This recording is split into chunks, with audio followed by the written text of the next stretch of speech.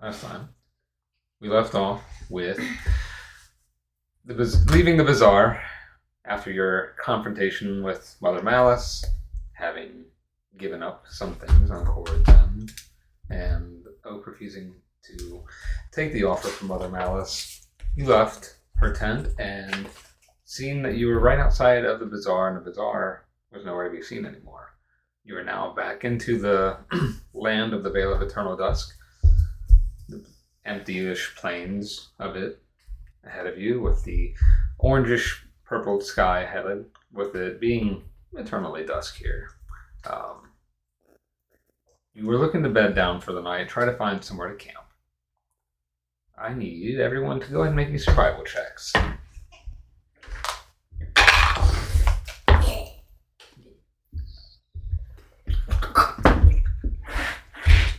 26!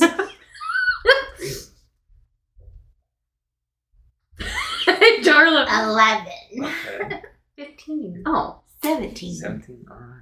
Corrid, you are very, very much wanting to find somewhere to bed down and very unhappy with this place. I hate this place. A lot's on your mind, too, with everything that just happened. Not sure how it truly affected you. Don't really remember exactly, though. You know what happened, but you don't remember what it is you gave away. As you head towards the plains area, and right now there's just a lot of rolling hills and everything, a few trees here and there. Finally, about a half hour later, you don't really see anything too out of the ordinary, nothing seeming to want to attack or anything. But you find a nice little outcropping where there's like the little ledges where there's a rock face, and then there's a small little section underneath that you could probably make camp. And that way you have your back against the wall and able to watch out ahead and make sure nothing can get you from the back areas.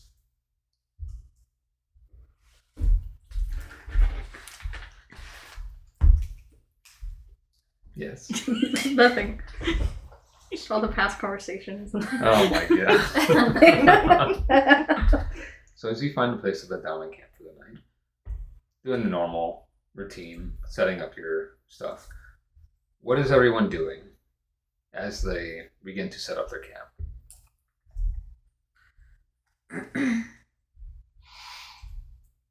I think Oak would check in with Corrid and see how she's doing. And before that, Corrid's probably like hyper focused on like starting a fire and like checking the perimeter and I don't know, like getting everything settled. And she probably has like a look on her face and she's just quiet.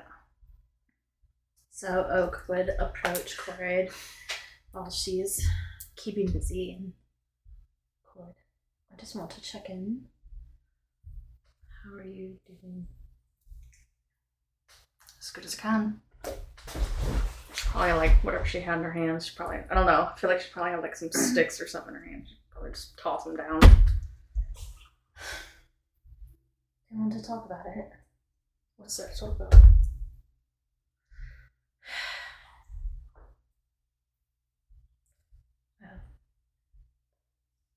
I know we're in this strange land, and I don't want what happened to affect you in a negative way. I mean, I know we can only do so much, but I want to make sure we're all in the right headspace, and I don't know if talking about anything would make you feel better. Once we leave, it'll be better. I've had enough of this place. I think we all feel that way. I do. I feel like I made the right decision, but I think there'll always be a part of me that wonders if, what would happen if I would have chosen to hear the memory. But who knows what that memory would have been, and I don't want to give up the love and the memory of someone that I already knew and had a life with, I agree with you. You made the right choice. just have to keep remembering that. I would have done it either. Can I help you with anything? No. I'll be alright. Well, if you change your mind and want to talk, I'm always here for you.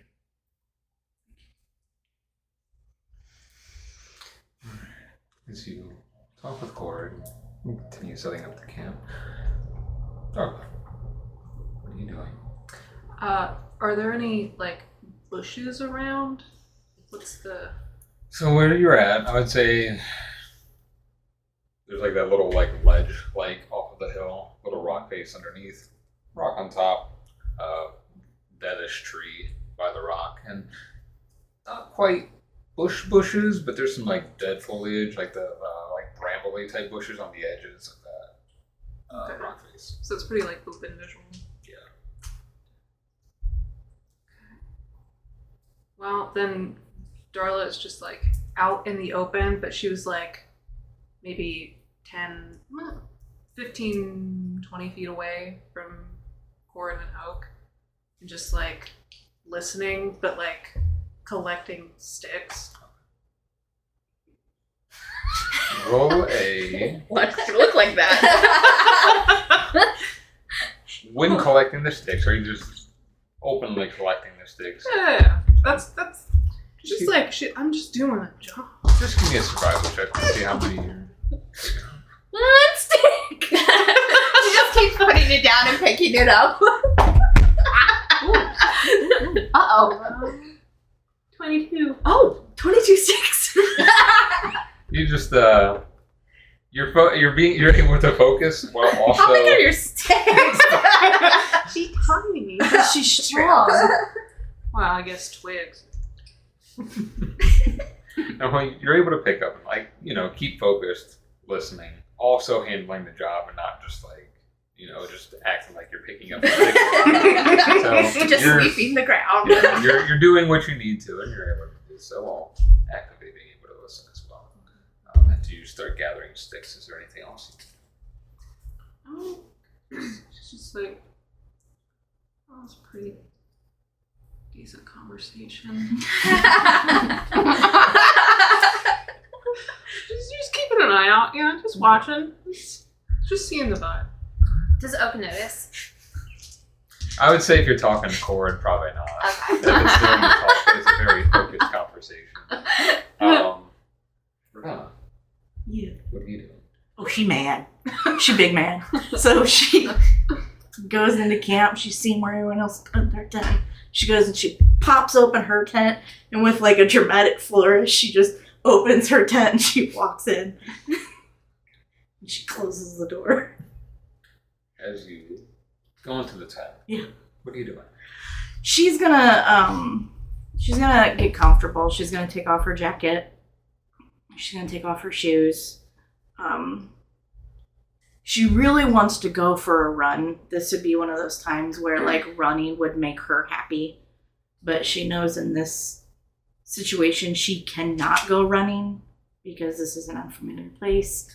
It's dangerous, and with all the talk of emotions, probably wouldn't be a safe thing to do. So she's just gonna get comfortable, and she's gonna open up her cot, and then she's gonna pull out her artisan's tools, and she's gonna start tinkering with a necklace that she had in her pack that she took from the horde of the kobolds, and she's just gonna start like keeping it a necklace but turning it into something different. So she's just putting her energy in that. She's just mumbling to herself on the bed, just crisscross apples.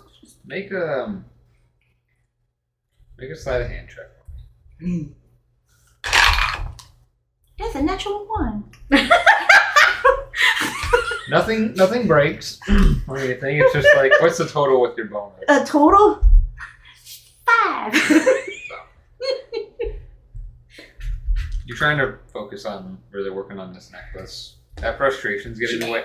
Like getting the like nitty gritty details and like the finesse of working with it, making it a little difficult right now. So every now and then, Because I would say that you might be mumbling some curses to yourself.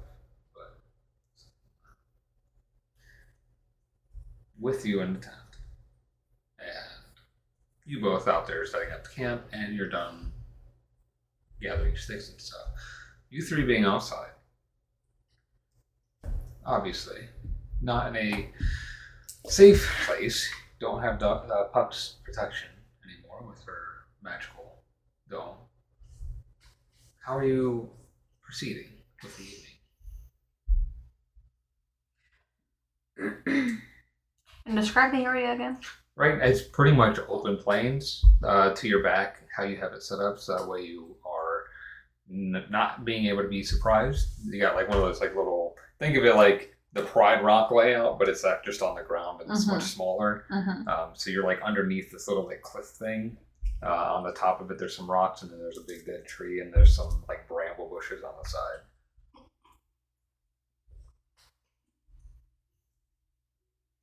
I think Corrid, like even if it's like not time for watch, she'll be kind of like in watch mode. And she'll just be, you know, like sit with her back kind of like against the rock, you know, kind of like man spreading. But she'll probably like have her axe. She might just be fucking with her axe a little bit, you know, like maybe like just, you know, a stereotypical like shh, you know, but mostly like kind of just looking, making sure. Make a perception check.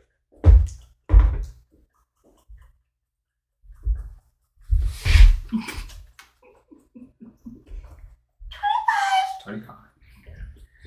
As you're getting into watch mode, just really looking at the surroundings, you can see pretty far still. And the night never truly falls here, so you still have a little bit. You always have a little bit of light.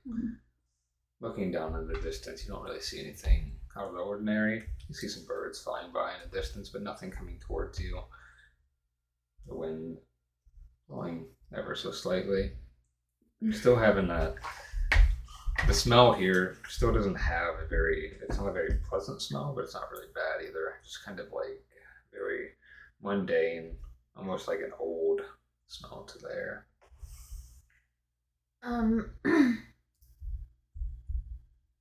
What's the temperature? The temperature? I'd say it being like between the 50s and 70s, like fluctuates, right? But right now it'd probably be more in like the low 60s. Okay. Do you think we can go without a fire? Do you think we should?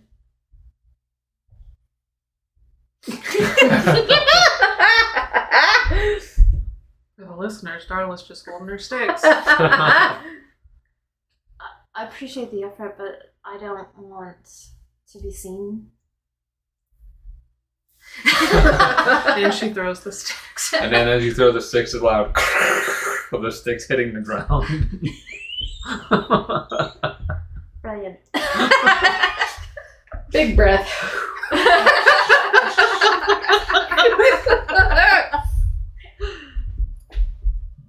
Fine. It's just kind of like making a little circle, like walking kind of towards where the sticks were. Just taking a little peek.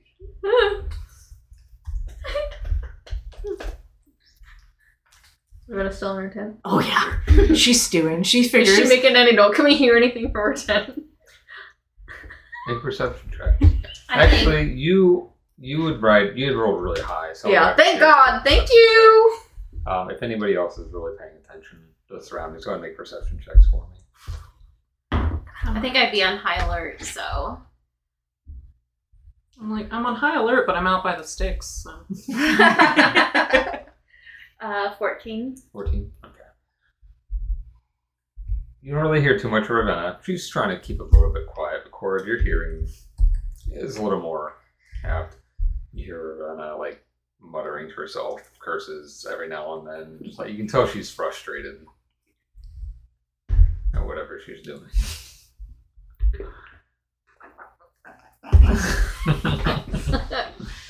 And she'll just kind of let her do her thing for a little bit. She won't bother her yet. Ravenna figures when, like, right now it's not necessarily, like, this would be considered, like, dinner time. So she figures when it's time for watch, somebody would holler at her.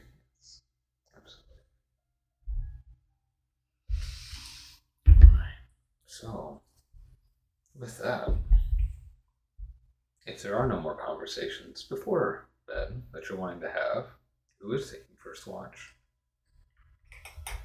I think Corrid would probably do a first watch. Okay. I can stay with her, or Oak can stay with her in first watch also. Alright. So, Darla, is there anything else you're doing before you head down for the night? I mean, she's very hesitantly walking towards Ravenna's tent.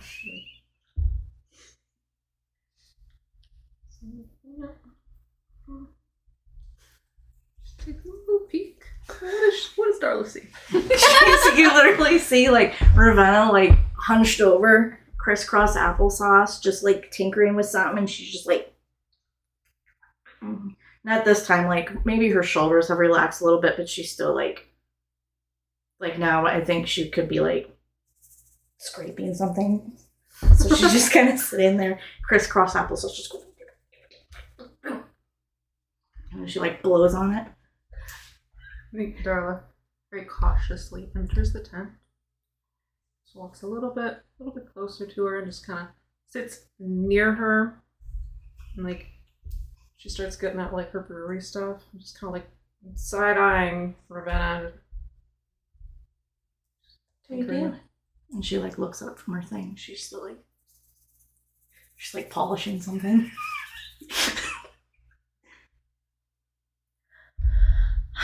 Is it a hobby night? Yeah. And little crafts? Yeah. I'm polishing something. We need to get you a new flask. What am I gonna do with this rusty coin? Are we ever gonna see that red cap again? I bet we will. I bet we're good. That's not going to be the last time we see that bazaar. Guaranteed we get back in there and you just feed him that instead of your next flask. Mm-hmm. Do we have to go back? Well, I mean, I'll be honest. Like, I was kind of infatuated. Like, not that I would like to, like, live here. Maybe like a prolonged vacation. Maybe to, like, visit for some weird shit. But, like, it wasn't too bad. I mean, I don't have a lot of gold, but I was really hoping that they would accept gold as payment. Sometimes. Yeah, I can understand that. But you got something really cool for just your hands going numb for an hour. Yeah. I mean, that's a pretty good trade. I'm really surprised you didn't, like, chop my hand off. Well, I wouldn't want that. I wouldn't want that. No. But I was trying to steal. What'd you try to take? Oh, it was the quill that you write the... I really wanted that. I know, that's why I tried to steal it. Almost. That would have been really cool. Could you imagine, like, I think, like, what? It made somebody, like, sit still for, like, however long or whatever. I mean, if you write that on their skin, it's just whatever you write. You just sit there. Could you imagine, like, if like, Veracruz ever showed up again and we wrote something on his arm? Bless you. I mean, that was a pretty neat thing. So. I mean, you'd have to hold them down for it. Nah. She kind of giggles to herself. But out of all of them, I really wanted that wind chime.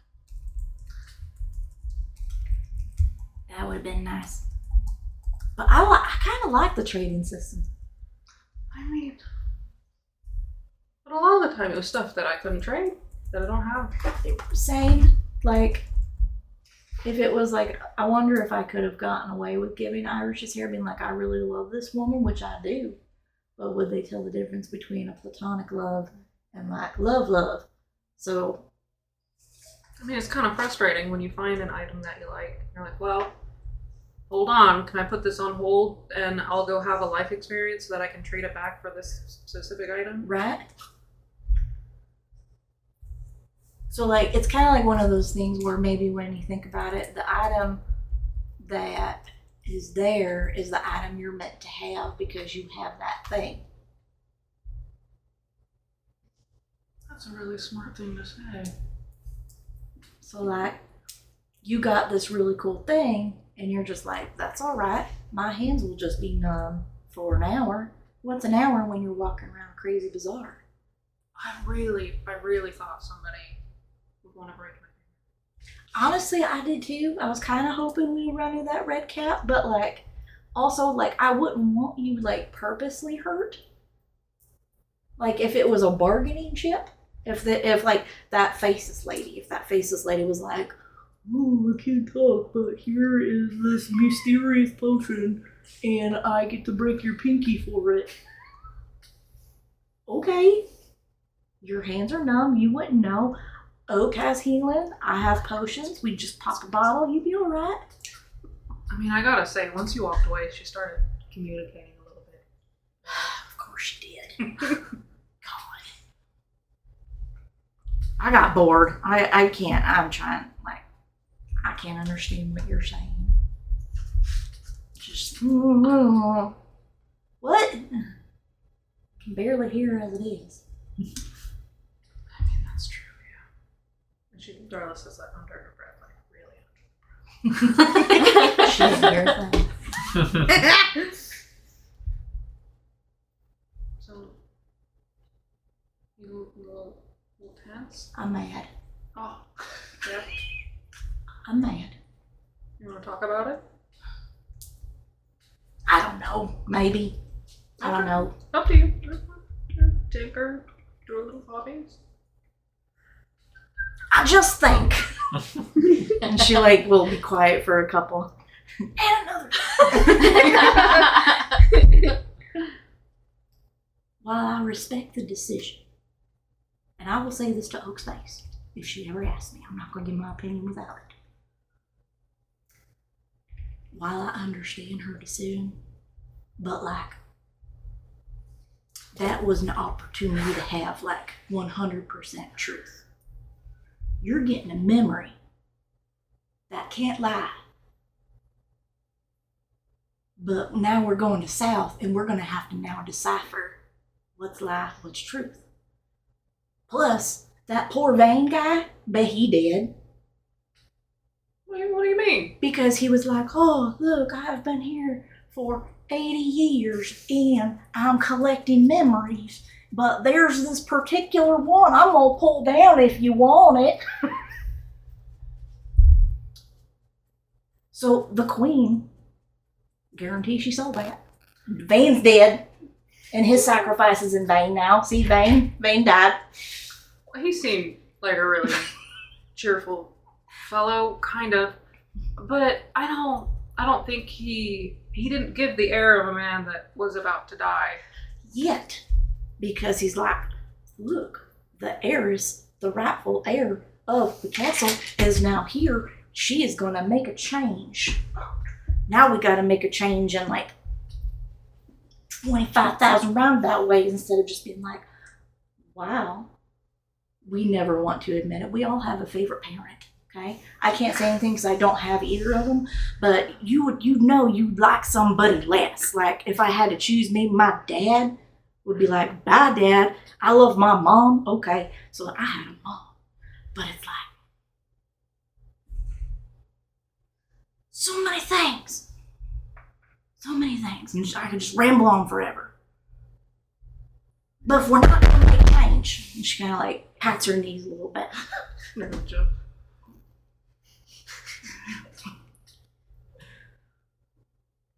These people are oppressed and sad. And Oak is their rainbow baby, right? Okay? And if Oak's just going to come in here and not be the rainbow baby that they deserve, what are we doing? What are we doing?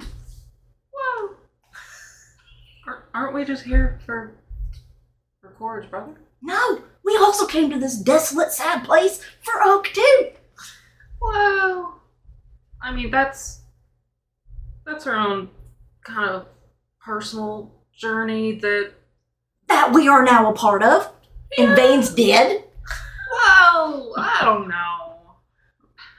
I gave up a regret, even though I don't regret nothing. So I'm not even sad. I just want to know what he plucked out of my brain. That's all I want to know. So we might have to like ask me questions, be like, hey, what I forget? But I love her, and I'm gonna help her. Nothing's changing. It's just one of those things where we're gonna agree to disagree. And yes, the easy road may not always be the smart road. That was a truthful road. Here's a memory of your father or your mother, and it has the truth in it. Now we won't know who's telling the truth. Everybody's lying.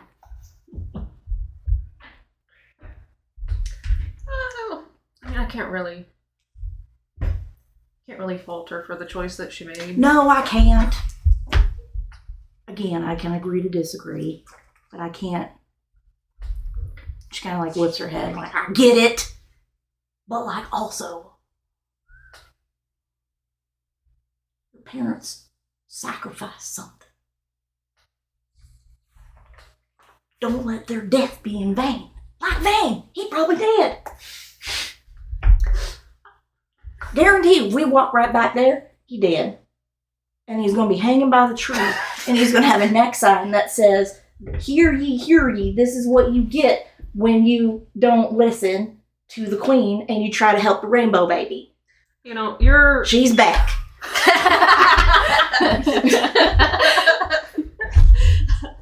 You've been eerily spot on with your predictions in the past, but I would be willing to make a wager on this one. What? I think he's alive. Who, the king? No, Vane. Oh, no, he dead.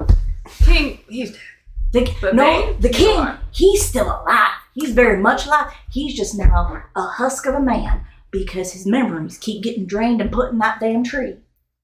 I mean, kings and queens, they come and go, so it might just Apparently be this one doesn't. This one's been here a while, and that's why they're so sad and miserable. I thought it was just all because of the new queen. Her stepmama. Yeah, stepmom. They get a bad rap, though. Yeah, they do. Listen to all the fairy tales you read. Stepmoms are assholes.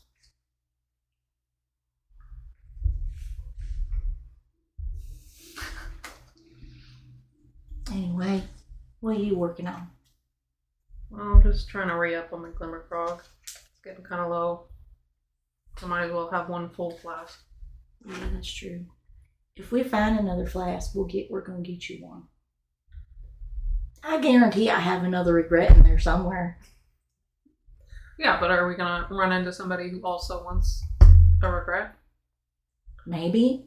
Or maybe they might want something funny or sad. I don't know. Are you cool with letting somebody pluck something out of your head? I am for a bigger picture. If it means it's going to get us headway in our journey, then more than likely, yeah. I mean, is it going to be a hard decision? Like if somebody was like, you have to give up your grandma, I would probably have to mull that over. But You're not gonna say no? I would have to mull it over. Because, I mean, grandma's still going to be my grandma. She ain't gone. She ain't dead.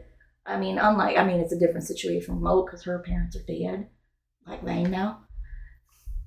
But grandma is still alive. So it's like I walk in there and, I would imagine I know where home's at. I just don't know who this beautiful looking hag lady is in this house. But she'd be like, listen, I'm your grandma. I'd be like, I don't know if I believe you. She's like, but let me make you dinner. And all right, let's reintroduce ourselves. If that came to pass, I hope that's how that would go. I think it would. If it means getting us farther in our journey, it's a sacrifice I'll be willing to make. I gotta But- say, I hope we leave this land soon, because you are No, we're certainly- fucked now. We're stuck here Because for way longer now. you're certainly the Way one longer. that is most willing to give away things within your head. So maybe the next one I'll take. I'll take the next one. No. No. Well, I mean, unless you You've want to done forget about your twice? parents. Do you want to forget about your parents if it's like a parent situation? Because if someone's like, oh, I'll give you the key of the kingdom, if it means you give up your parents, I'll be like, okay, bitch, I don't know them anyway. Go ahead, take What do I it. want with the key of the kingdom? Huh? What am I gonna do with the key? We would get a crystal castle. Apparently a waterfall. I don't want to. Mother Malice would now be like a sister. Think of all the I don't want her to shit be my sister. that we could get from her. She would be Hey, great contact. sisters sometimes hate sisters. Exactly. We don't get free shit just because we're. But she would be like, listen, go numb your hands Social for an hour and I'll break a finger and I will give you something awesome. I would like her more if she broke my finger. Exactly. I'd let her. Exactly.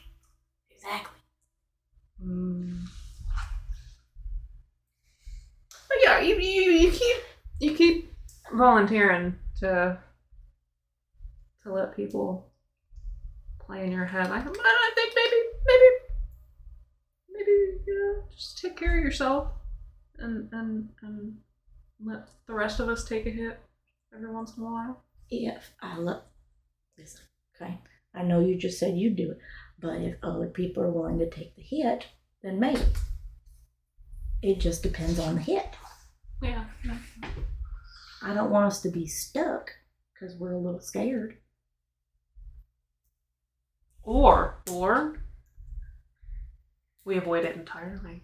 If we And we can, don't let anybody touch our heads. I'll think about it. We can always cover. I like that. And Honestly, man, I was really hoping. Like, I thought, like, one of those weird little faceless things would, like, come after us and we'd be like, ooh, let's hit you with our emotion. Eldritch Blast right in the face. it's a wolf eat wolf world out there, so just steal and kill. Just see what happens. Oh. How long would it be for her to tinker with what she's tinkering with for it to be ready? It wouldn't be ready today, especially with that roll. You're not even close today. Not even close.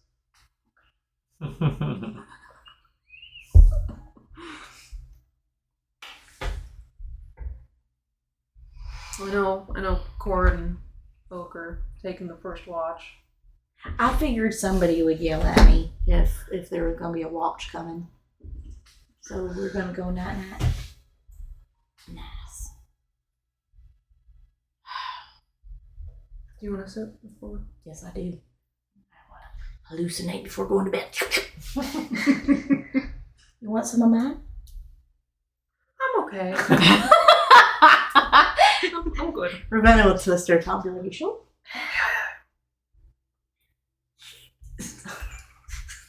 Both sippy sips. Got it. Satiated. Satiated. Is Ravenna seeing colors yet? You drank enough to just kind of Just let like it happen. Nice little colorful stupor on the top of your She's gonna stupor like. tin. You have a bedroll, right? Yeah. Okay. She's gonna like lay on top of her cot and she's gonna be like flat on her back. Darla, you're getting really good at this. Darla stretches out. Yeah, I am. What colors are you seeing? It's like a plolo. A polo. Yeah. What's a Plelo? Like purple and yellow. Oh! What? Yeah, alright. I like that.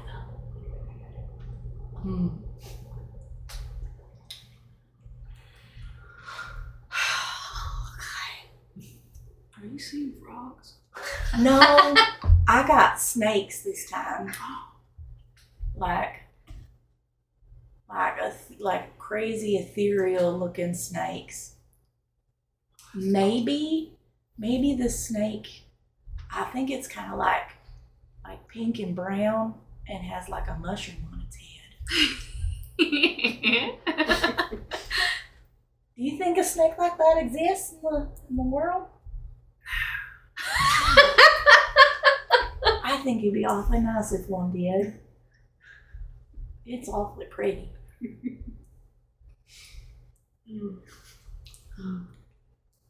Night night, Darla. As you both look at the colors and snakes and frogs and ceilings, find yourself to sleep while Corrid and Oak take your first watch. Is there anything you would talk about during watch, or just keeping an eye? I think Ward would be pretty silent. Yeah, I feel like they had their kind of like their heart to heart. Yeah. Make perception checks.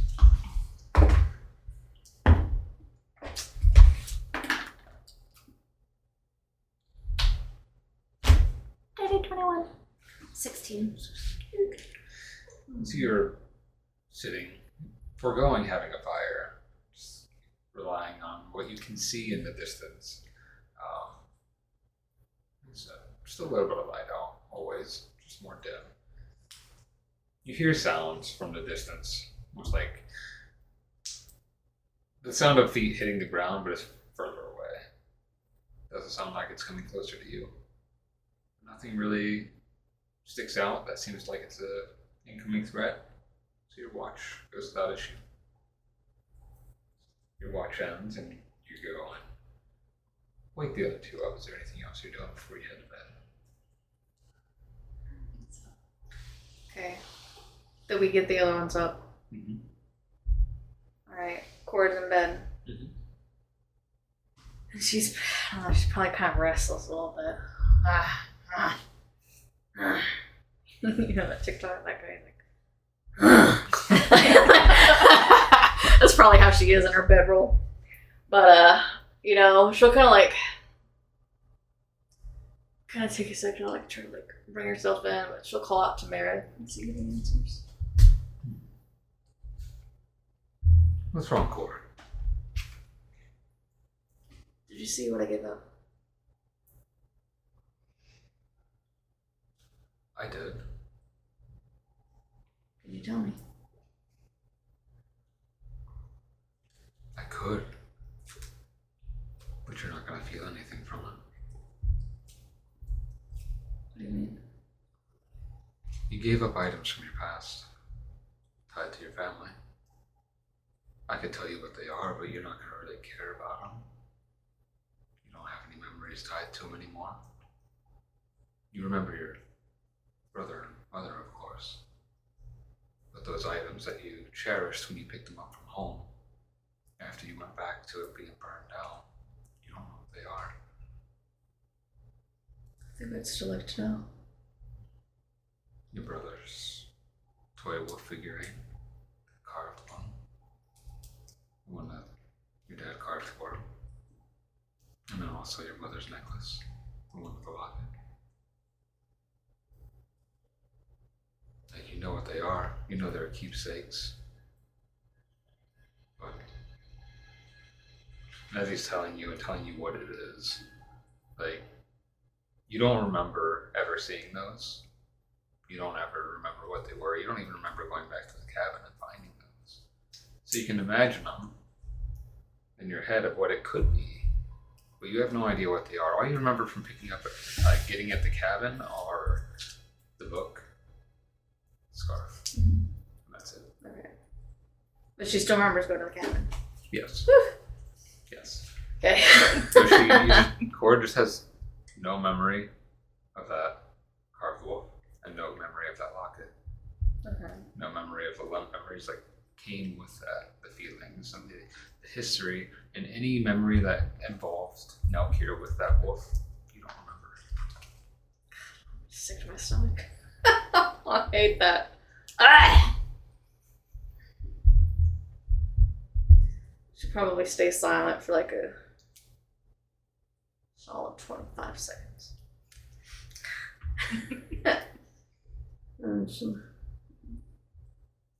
Good night, Mary. Good night, Corrid. Safe travels ahead. And, after a while, because she's still wearing the scarf, she were to kind of like pull that out and smell it. What would she smell? Make a perception check. Please. Oh my god!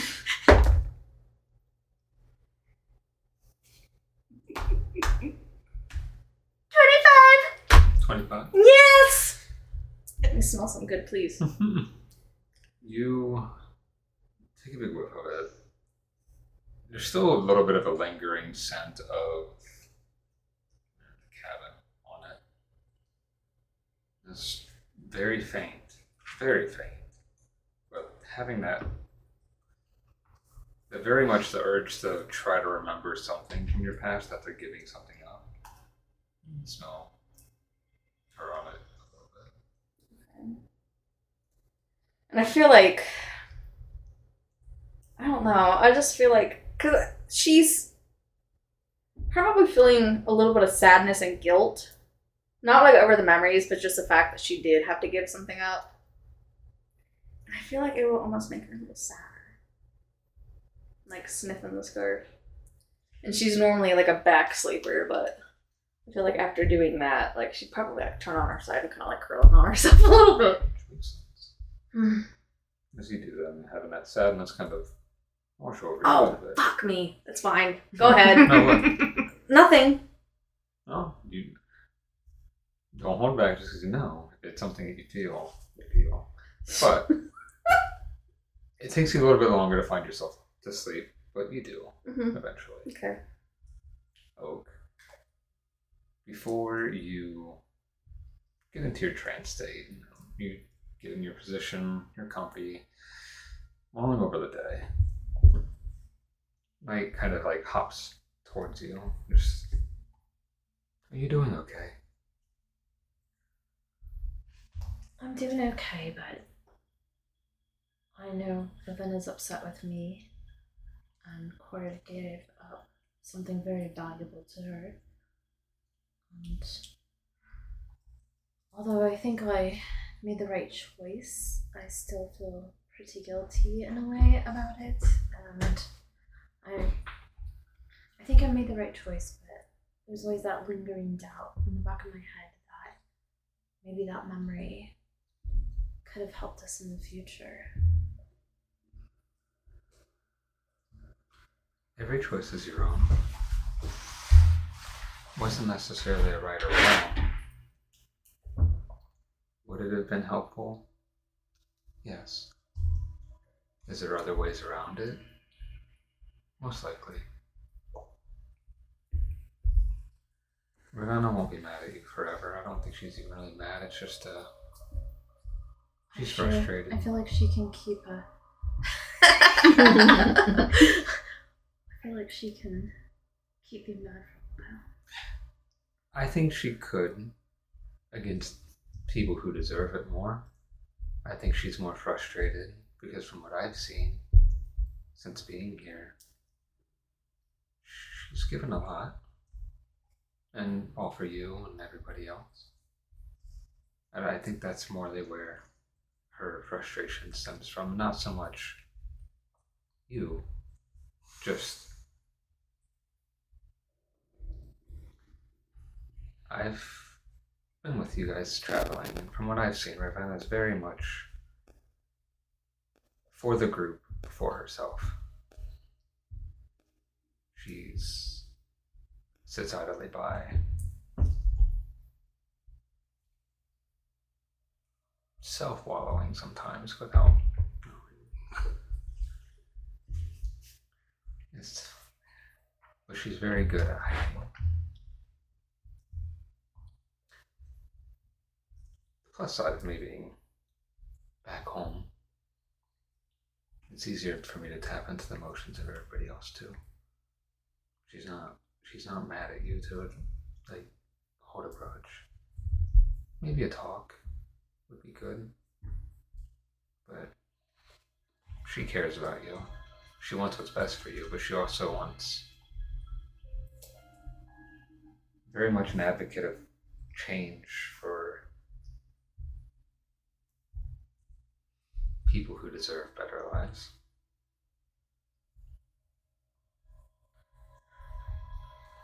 I think we're all like that too. I think that once we figure out all of this, that hopefully we can help her with figuring out what happened to her parents. I don't plan on leaving this group anytime soon. I'm sure you all be helping each other with all that you need to in time. Right now, what's in front of us? Your path and Corrid's. And who knows what else is going to happen. From what it seems, a very tight-knit group. Very much care for each other. I agree. Get some rest. We got a long travel ahead of us. Do you know? Well, I'm not sure if you'd remember how long it takes to get to where we're going. I don't quite remember. Just from getting glimpses of other people. It's the furthest south. So it'll probably take a few days.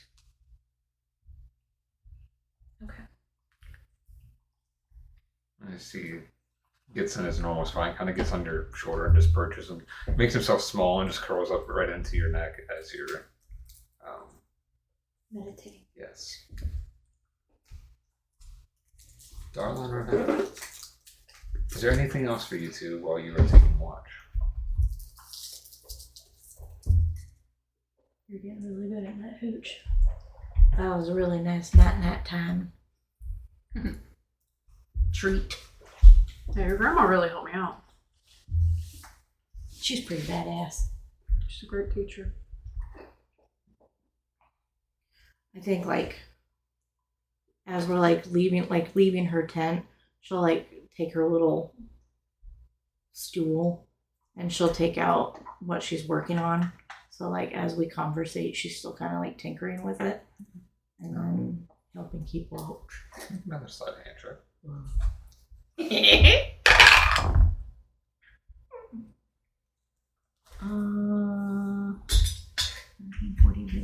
17?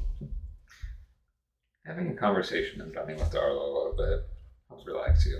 And then also the hooch and some rest relax you a little bit more. So you're not as tense as you were.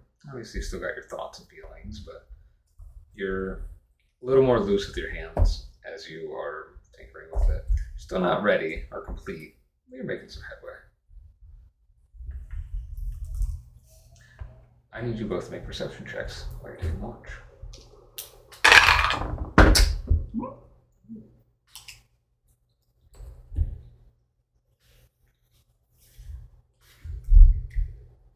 It's just a +1. Oh, Yeah, +1. That's an 8. Oh, 19. Darla, you're just kind of watching out, and nothing's really sticking out. You don't really hear much of anything. You really focus, you keep looking over at Ravenna, and you see what she, kind of watching her working on some kind of jewelry or something. Ravenna. So you're working on it. Your eyes are down mostly, so you're not really paying attention to around you. And obviously your hearing is not always the greatest. But you're set, you're just keeping the air about you while you're working. Every now and then, you get a little bit of a whiff of something that's just kind of out of the ordinary, but it kind of goes away. What's it smell kind of dusty. Little, like, soot. It's so weird. Like, we're outside, but like I'm smelling like sooty and dusty stuff. You think somebody's nearby camping has a fire going? I don't know. Maybe. Oh, it's just weird. This place is Can't odd. smell a thing.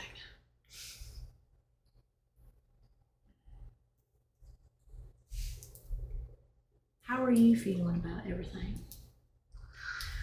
You listened to me hoot and holler earlier. Well, I mean,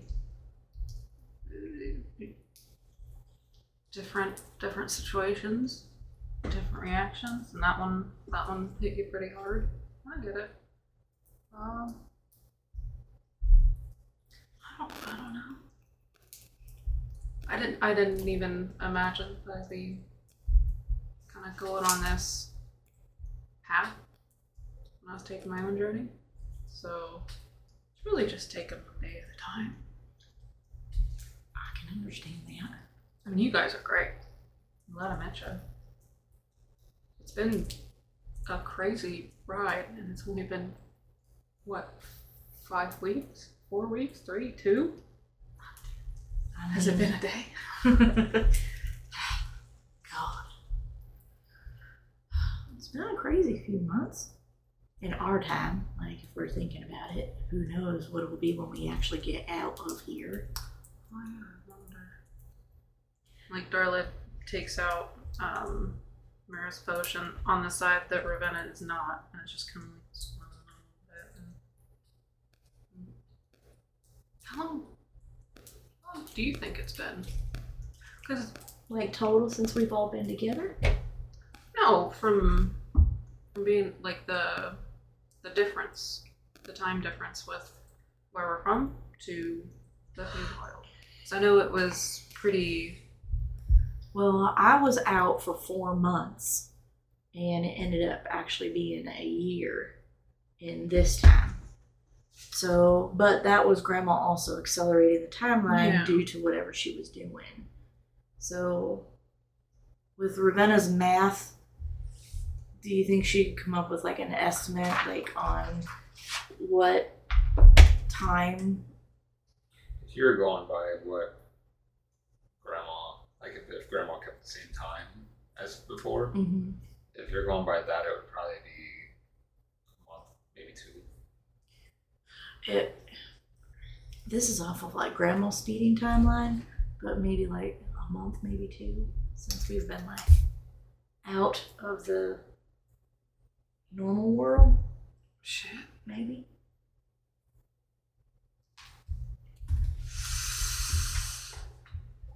Oh. Okay. And this is where like nothing weird has shown up. She's gonna kind of look at Darla and be like, I haven't had, you don't have to answer, but I haven't pestered you for a while. Remember when I was like, oh, Darla, who are you and where'd you come from? And you're like, I don't know you well. What about now?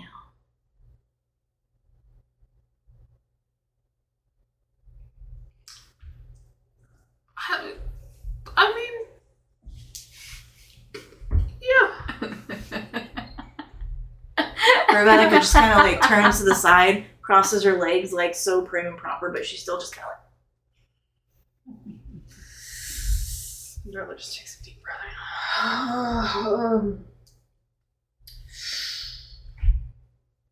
I mean, I feel it's only fair because you've been very open and honest to the best of your capabilities.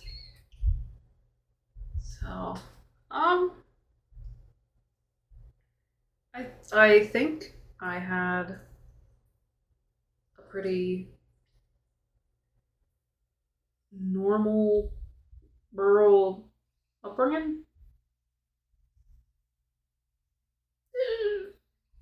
It wasn't great, you know. Not really a home I'd like to return to. We don't have to unless you want to. Well, one that I think I need to at the end of whatever journey I take. Just not looking forward to it. I can understand that.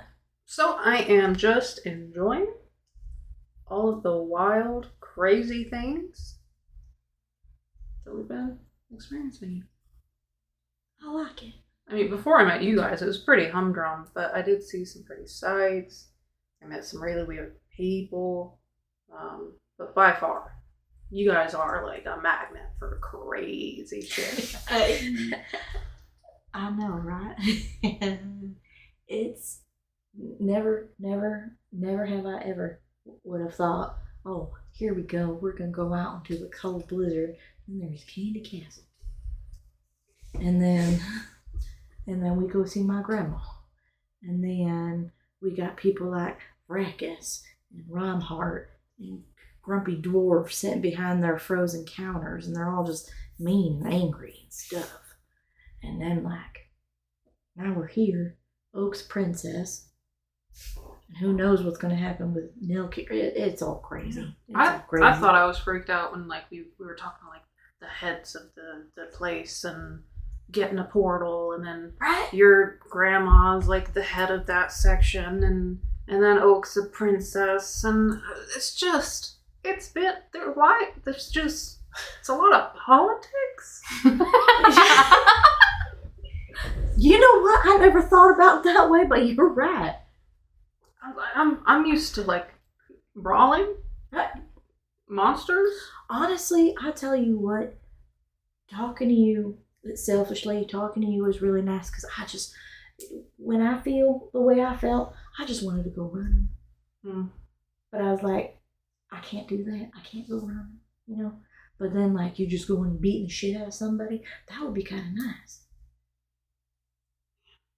Well, I mean, I could fight someone and you could just run around me. Because I think you're so fucking fast that you could just, like, you'd be like a wall. I could protect you with my fastness. And I appreciate you sharing with me. I have so many questions, but I will not push, because you're baby stepping towards me in the right direction.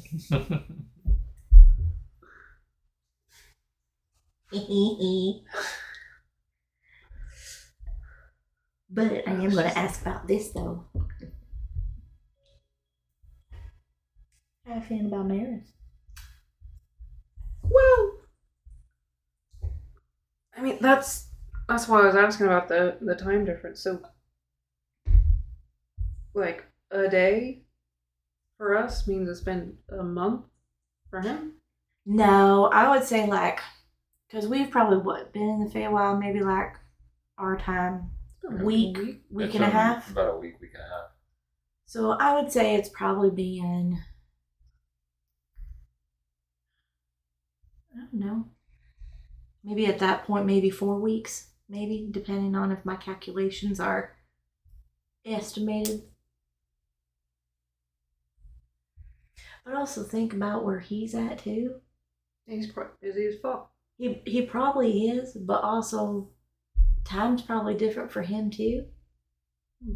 I mean, I don't know exactly where he's from, but, like, he might be in Damn, you think he's in a different realm? He might be. Like one of them fiendish realms. Like, maybe where he gets down there, like, was it when you went into his bedroom, was it hot?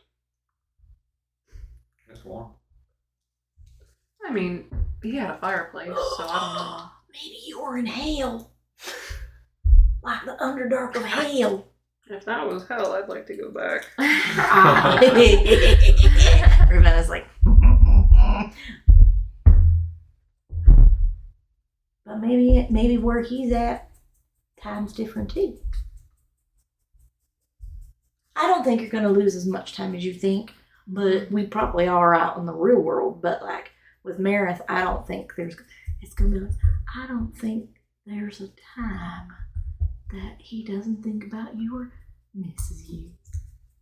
No, because I feel kind of bad, because I could talk to him.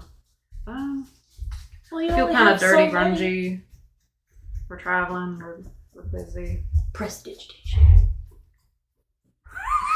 Oh. Now you're playing. Do you have that? Yeah. Did you do it? Yeah. Oh. Oh.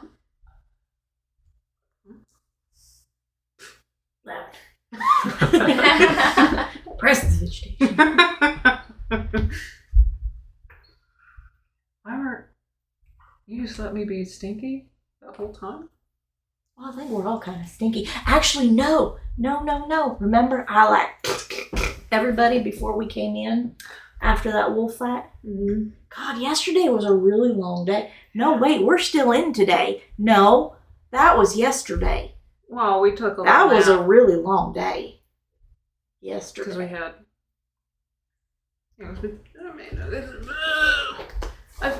Because, like, we traveled from Grandma's, then we have Bo Meyer, and then Bo Meyer almost got eaten, which we now know is Oak's brother, okay?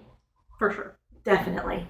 He's going to be the second rainbow baby, even though he's not the heir Oak is, but he's going to be like the second rainbow baby. He almost got eaten, and then I prestidigitized all of us. He might be a that. cousin. Nah, that's a brother. Did you roll something? No, I dropped my phone. Oh. But no pressure, because I know you have limitations.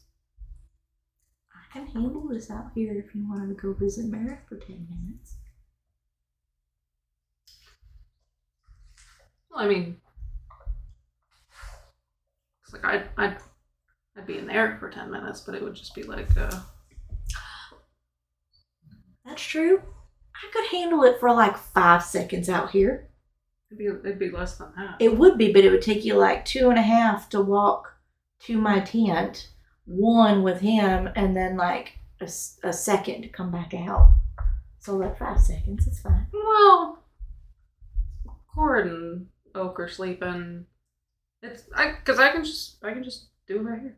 You can. I'll mind my business. I will not poke you or do anything while you're in your trance. It's gonna be like a second. I'm gonna time it. My sundial watch. My imaginary watch. Where's the sun? Where's the sun?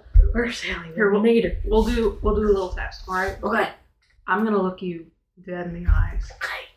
I'm focusing on, or actually, I'll be saying the alphabet. Okay. So I'm gonna take the sip, and then I'll be saying the alphabet. Okay. And then I'll tell you when I'm back. Okay. All right. Okay.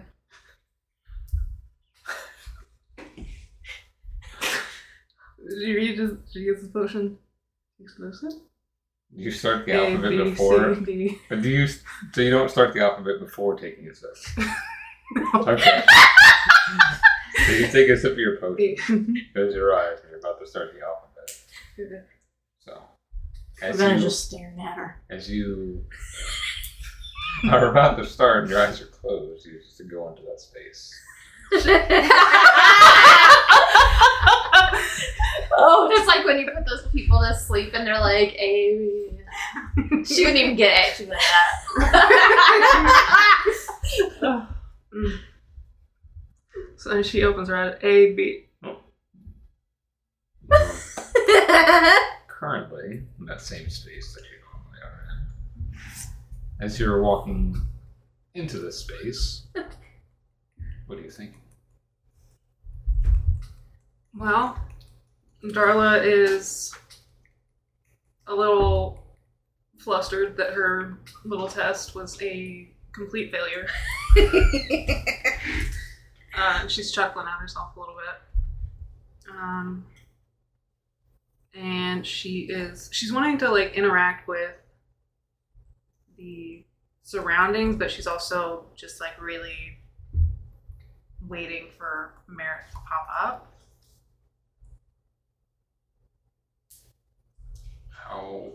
What are you thinking about with interacting with surroundings? So I want it to be I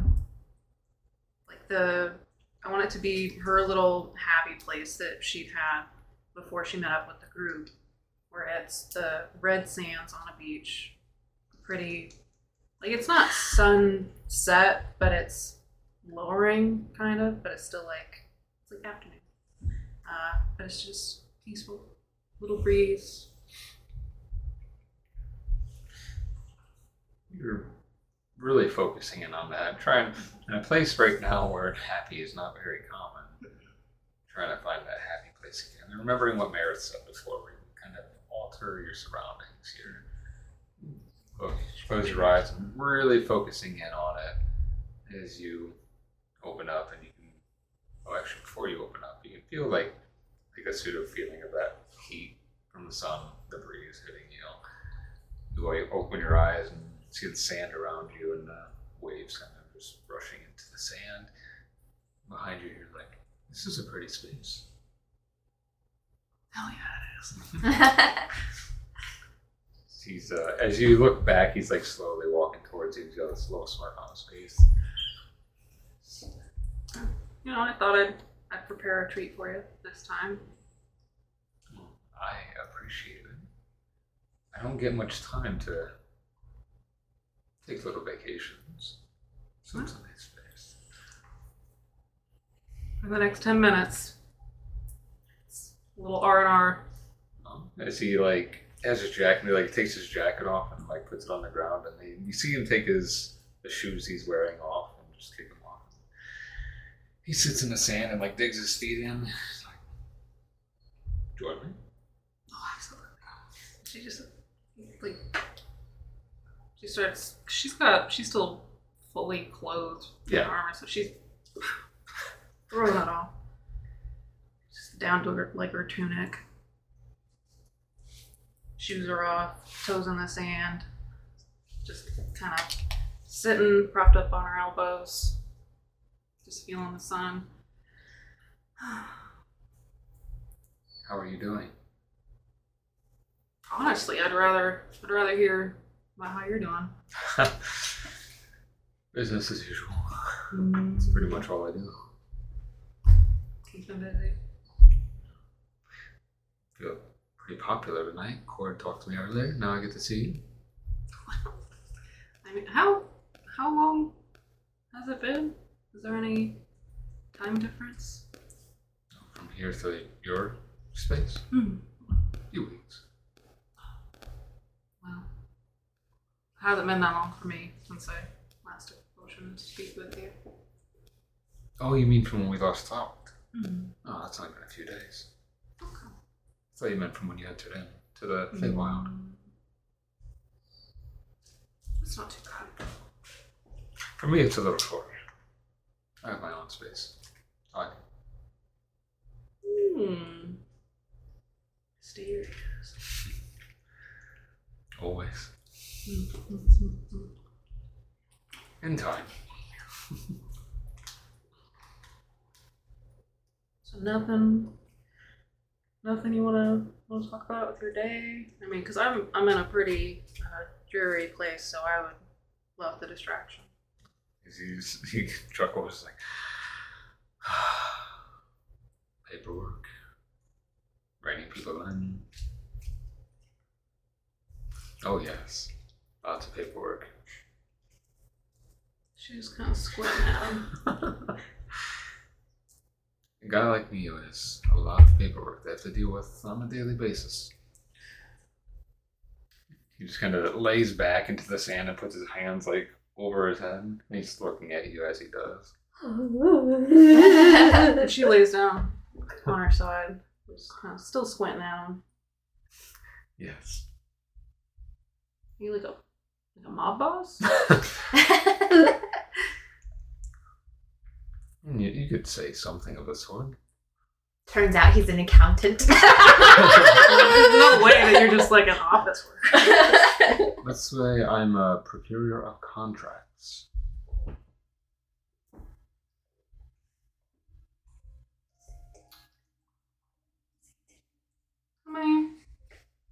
How many of those do you get through? Recently? Not so many recently. Back ones I have to manage quite a bit. Including somebody you know.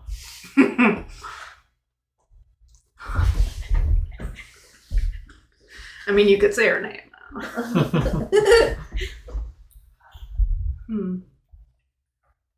Are you? I mean, you're the boss, so it's not like you're sworn to secrecy. Oh, no. I don't know how much Corrid has told you, so I just didn't want to oust her. But yeah. What's the weirdest contract you've done? Weirdest. Surprise me. I always think the weird ones are when they offer pieces of themselves just because they feel inadequate in certain ways. That's really sad. It is very sad.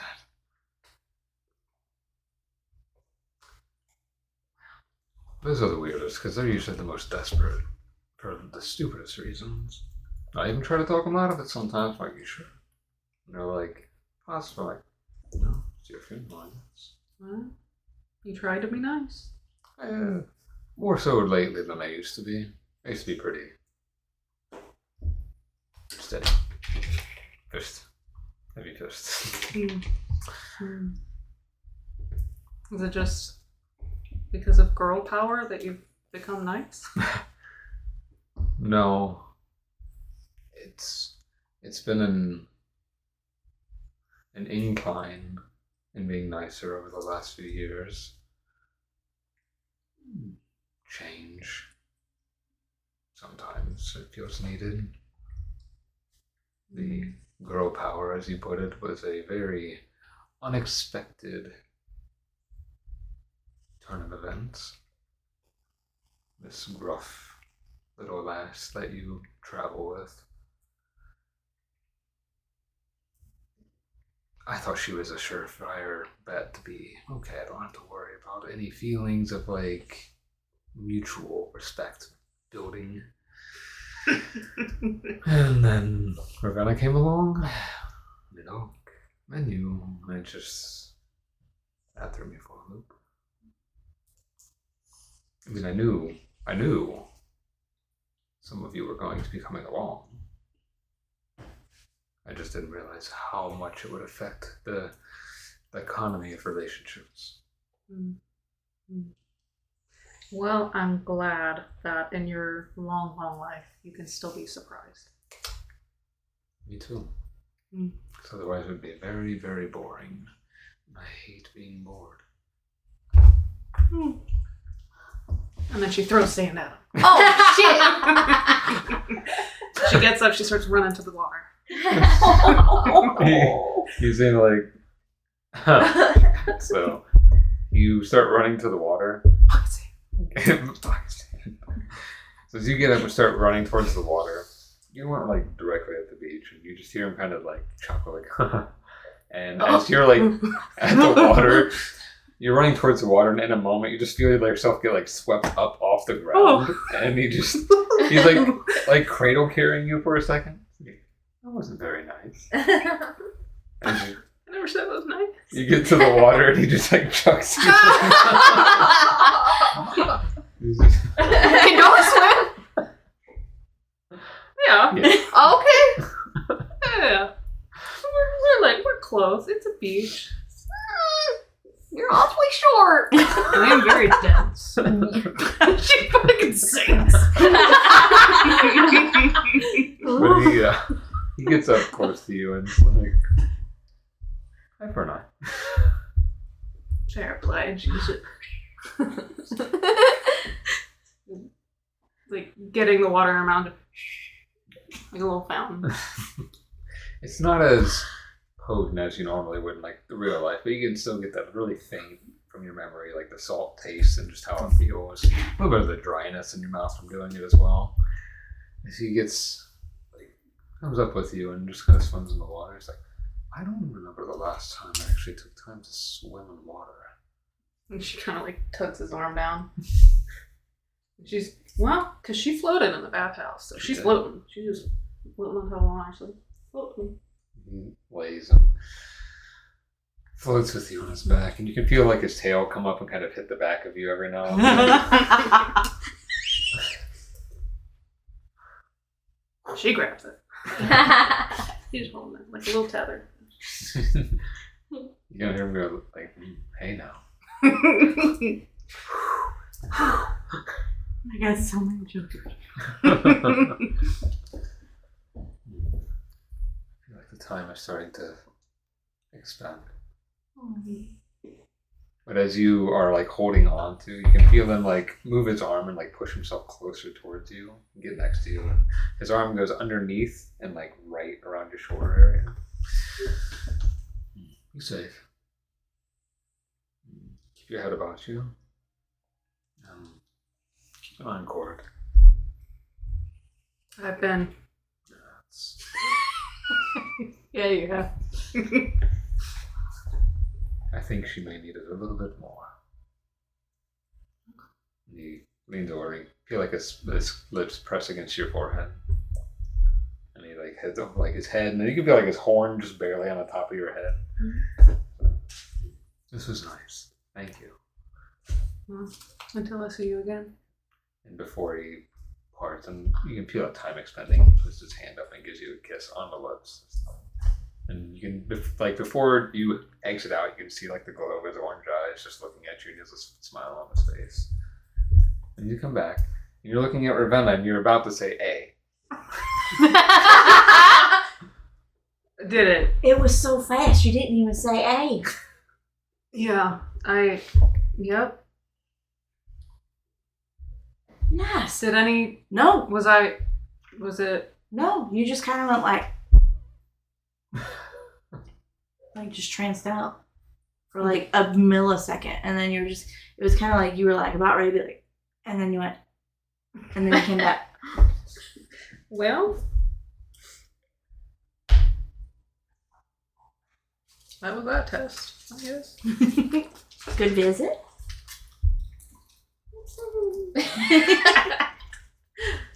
Question. Nice. When she does go in there, I'm assuming that probably it's not like Friday the 13th where like if she like touched anything, like she wouldn't have like sand or anything on her, would she? No. She didn't bring back his ear. Literally like bring back a piece of Meredith. Just his whole tail. Just the feeling of him on her lips. Yes. Oh. I love it. That's nice though. Like it really was like a second, like one Mississippi, No. So, wherever If that we're- is. She was like, A. so if we're like in a really crazy, situation where Corrid's knocked out cold and we need help and we're in the middle of a battle, as long as I can take a sip of that potion, I can ask Mary. Might not be able to. That's but actually not a bad idea. it's a very, very risky last ditch effort to not die. It is, but it's smart. It's smart because I mean, Not many people call me that, but well, I mean, think about I it. think I am. I think you are. Think about it. If this Iligu guy, like, is like this weird demon lord thing, Oh, yeah. so whatever Nailkeer is caught up in, it might be like all like demon-y and stuff. Mm-hmm. So maybe if that happens and it is a last ditch effort, Meredith could come in because then the other demons are there. So it's like the portal's open for fiends and demons to come through. So, I mean, it might be something. Well, I mean, maybe. But I just imagine that Yennegu's just a right bastard. Probably. I mean, with a name like Igloo, what do you expect? And if I feel like he wouldn't really care about rules, and he would use his power to just not be noticed. So he probably loves going places he's not supposed to. I mean, It's probably his favorite hobby. probably, but also like things that my grandma has told me is like the pompous feel and like maybe he would want to be around to like show his power. Kind of like Marith in the beginning, when like he would just like show up and then he would like blast in a little bit of fire. It could be, what? He would like come in and it would be like boom, fire, Oh, okay. and then he would be there. He wasn't black. You with fire. No, Gotcha. yeah, but he would like come in and out. So maybe Lily Lou will come in. I feel like we really need to know more about this guy. I agree. Because he just, it's just kind of like generic bad guy Yeah. in my head, but like super powerful. Is he gross and smelly, or is he like hoity-toity, or? Yeah. I'm could be kind of anybody. curious myself. What if we've already met him? I mean, He was that frog guy that wouldn't teach me the recipe. what if it's Mary? Wouldn't that be a plot twist? Then we would have an up already, because then you could just be like, Mary, boobs, milk here, out. Wait, are you saying they're like, what? Like if we're there and say like this little. Are they the same person, or are they two different people? No, they're two different people. Okay. But plot twist, Lily Goo Right. is Marith. But it's like a subversion. So then like Okay, so Mary's cousin. like it's Marith. Like His he twin. is that guy. One of His father? no, like he is that guy. Body Like snatcher. he is the demon prince. Like Meredith is Satan. Igloo is Marith. Marith is Igloo. Well, then why would he have us going after him? That's weird That foreplay. is what we need to find out. Because wow. Obviously, we're gonna go anywhere we need to. I'm just wondering how powerful Nilkir is. Are we looking at a Vracus situation where if we went up against Vracus, probably would have got us pretty good? Or is it kind of like a beholder in the castle when he's not being a sneaky son of a bitch and coming up on his sister from behind? You know? Like, when we're prepared and ready, you know, we can like take him down and hold him, and that's where that quill would come in handy. We'll poke him in the eye with it and keep him from going anywhere. Well, And then we bring him back from the brink. but also, he's never really alone. So that's... But we don't know this. So he might be like super we only- badass. We only And met also- him once. Has little underlings. That just makes it worse. We have to catch him unaware. We do. Attack the unaware. We'll just have to keep supporting Corrid where we can. And hopefully, we don't have to kill her brother. Hopefully we don't have to kill her brother.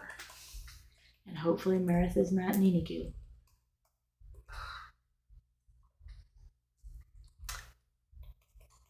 You know, it really scares me when you say that, because you've been really right about some weird things.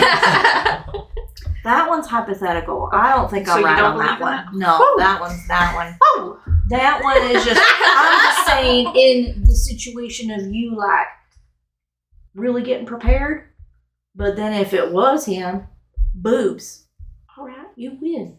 Darla, nom nom nom nom nom.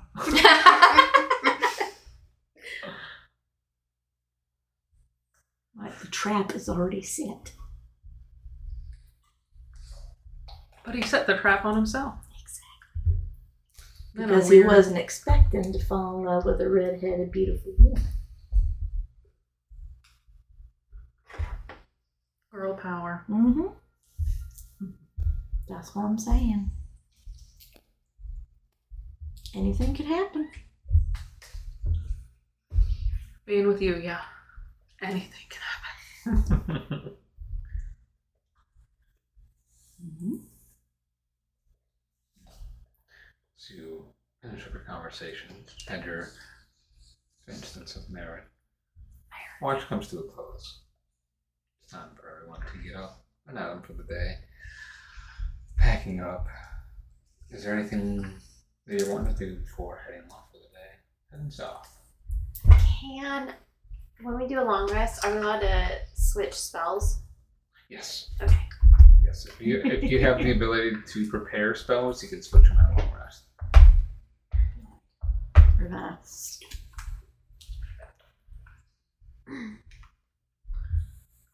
What resistance you picking for the day? Oh, you son of a bitch! You gotta remember the time. Being nice and asking. Thank you! I've been there. Let's go slashing. And Darla, what aspect are you picking? I think I will do owl. Oh, Who? I have a question. Yes. With an ensnaring strike, it says as you hit the target, grasping vines appear on it and it makes a strength saving throw, blah, blah, blah, blah, blah. When it says as you hit the target, does it have to be melee or... Does it say a ranged or melee As attack? range area, it says self. Okay. So, it doesn't say it has to be a certain, like a melee or a ranged attack? Okay, so that can be either. As long as you hit him with a melee attack, you can. It's a bonus action to cast, right? No, this is spell. It's a bonus. Oh, it is? Mm-hmm. Yeah.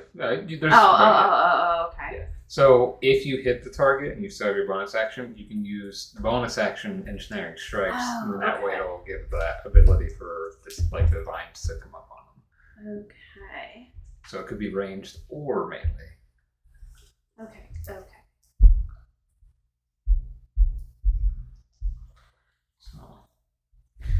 you're getting ready to head out for the day. Continue south. This new journey south with more information. Darla, roll me a d20. Why? For what? Just a d20, no bonuses.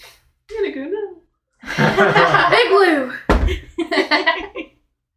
Can I say that's cock? What is it? Cock? Got it. That's cocked. I can see it from Oh, here. that's cocked as fuck. Not a 3. I need to see if I have another tray you can have. 5. I was like, and then she rolls a 1. Well, he does shit backwards. It could be good. Sometimes so. Okay, yeah. It's an S, not a 5. So good. That's Satisfactory. S or shitty. Or satisfactory. Alright, so you are continuing southward. You're traveling for about a half hour. I need everyone to make perception checks. Do I go again? Yes. You get to roll perception checks. 5. 11. 11, 23. 23. Nice. Natural 24, 26. Okay. You two walking forward and kind of chatting amongst yourselves nice and quietly. Not really hearing anything or looking ahead. Or you're looking ahead but not seeing anything out of the ordinary. You two, though, as you are as hunters, very much more aware when traveling, you hear something. You hear the sound of what sounds like padded feet hitting the ground. Of course. But it's very faint because they are trying to be more quiet. But with those rolls, you can hear it. But it's not just... Obviously, these creatures, you can tell, are on 4 legs. But you don't hear just one. You don't hear 2. You don't even hear 3. You hear about 10 of them. Oh, fuck me. Running towards you, behind you. Not in a singular file, but it's almost in that like V-like flanking split formation. Son of a bitch. As they're trying to get at you on all sides. As you hear this, and looking behind, like I would assume you would look back and see. You look back and you can see there are more cinderwolves coming. Uh-huh. They are currently about 200 feet away from you. What are you all doing? What is our surrounding looks? Right now, you are in an open planet. I was gonna say, I feel like it's fucking open, bro. Damn! Fuck it all. So are you? So firstly, shouting, Cinderwolves! And can we tell, like, inside check on this wild animal? Like, they're coming for us. They are forming like wolf hunting formations to like come in and try to flank as much as possible to keep everybody in. Interesting. About how fast are they coming? Like, how Very quick fast, from like- then? Like, how could she determine, like, they'll be here in 3.5 seconds? They're gonna be there within like 6 to 10 seconds. 6 to 10? So either you fight or you run. Run! Wait, how fast can we run? How fast can y'all run? Okay, I think regardless, I think Corrid's gonna go ahead and shift. And I also think that she's gonna, like, I don't know, can she use her strength to, like, make a really big roar and be really intimidating and spooky? It wouldn't be your strength. But you said we do make her do strength. because demographic, look, if you look, Yes. she has a what, 0? This isn't a strength moment. I don't care. This is a you howl roar. Just you're trying to intimidate them. Well- Either like intimidation or more like territorial. What's her intimidation? Roll, Okay, then not intimidation. roll for intimidation.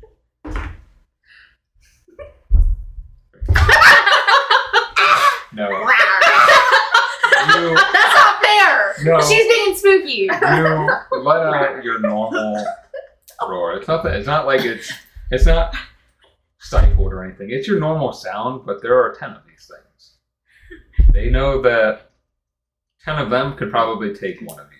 Mm-hmm. So they are not scared. And actually, Bullshit. when you do that, it actually makes them look like they pick up speed and they snarl back and they all howl in unison. And how their howls were, if you remember, it's not Fuck. a normal howl. It's a like low vibrational howl. So it's really weird feeling on your ears. Mhm. Not affecting you. It's not close enough yet, but they are getting closer as you do that. I think Oak's gonna be like, run! And then, like, taking out her longbow as she's running and getting prepared. Okay. As you take out your longbow, do you fire a shot or do you just go? I think she's just gonna start running and getting ready and seeing, if we can outrun. If not, then she's prepared to shoot. So, as you are running forward, everybody in Ravenna, obviously you're the quickest. Do you keep in line with the party? For now, yes. So, What's your speed? What's your running speed? 35. Did you say 31? 35. Oh, okay. What's your running? 45. What if I grabbed you by the scruff of your neck? Yeah, I got my action. Take me. We just, like, pick her up, launch her, run. Pick her up, launch her, run. Well, because if you guys start running, like, Corrid is obviously an obedient dog. I don't know. Corrid might bite you. Not hard, but like bite you, pick you up and run. Because she's fast as a wolf. Darla will not fight that. I feel like Mufasa picking up Simba in the Wood Beast. By the scruff of What'd your you neck. say? Sunbow and the wood piece. Mufasa picking up Simba during the Wood Beast. Oh, okay. Simba during the wildebeest. Yes. Okay. How fast does a werewolf run? 50! Nice. I'm the slowest motherfucker. You're not that slow. Climb on my back. Alright, as you are all running forward, and Corrid, you see Darla struggling to keep pace. She's doing pretty good. She's above average in her speed. Has little legs. You pick her up. It knocks 5 feet off of your movement, but you're still able to go 45, Yeah. having her like in your grasp. Everybody make perception checks. Oh, can we dash? Dash. So it can be your perception checks for this next level instance. 17. 17, 21. 21. 18. 18. Then that 20. 9. So as you're running forward, and you can hear the sounds behind you, you can hear more of the sounds, like muffling your area, like what you were trying to hear of them around you. You hear Corrid's like huffing and puffing when she's like in her wolf snarls. And you hear Darla just like I'm ready, ready for fight. Ravenna just elegantly like keeping pace with everybody, like she's barely even breaking a sweat.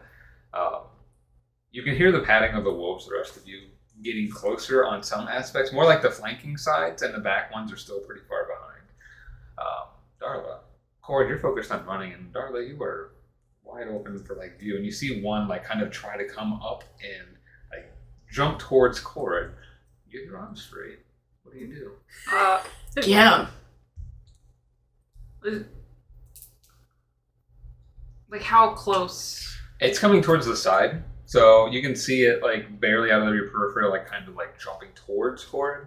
So Corrid's got a strong grip with her jaw, and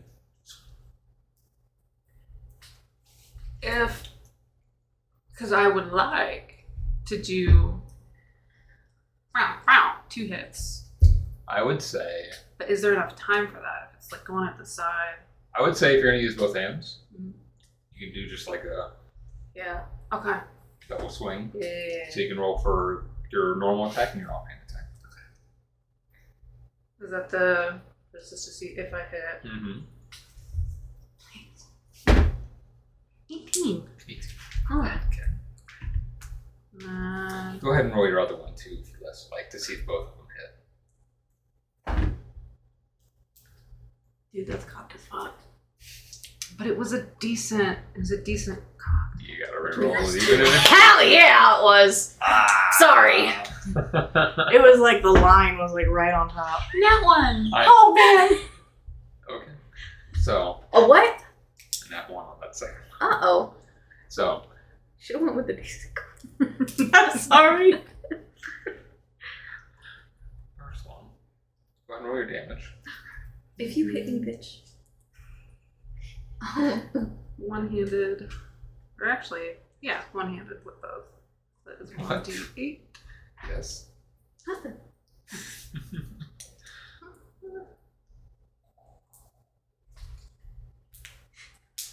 Wait, well, it was a nat 1, but it had +8, so it was a 9. No. Attacks are auto hits and auto fails, unfortunately.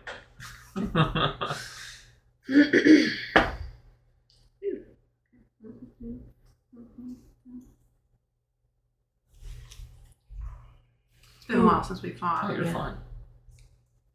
Because it's already Got your D8. 1d8.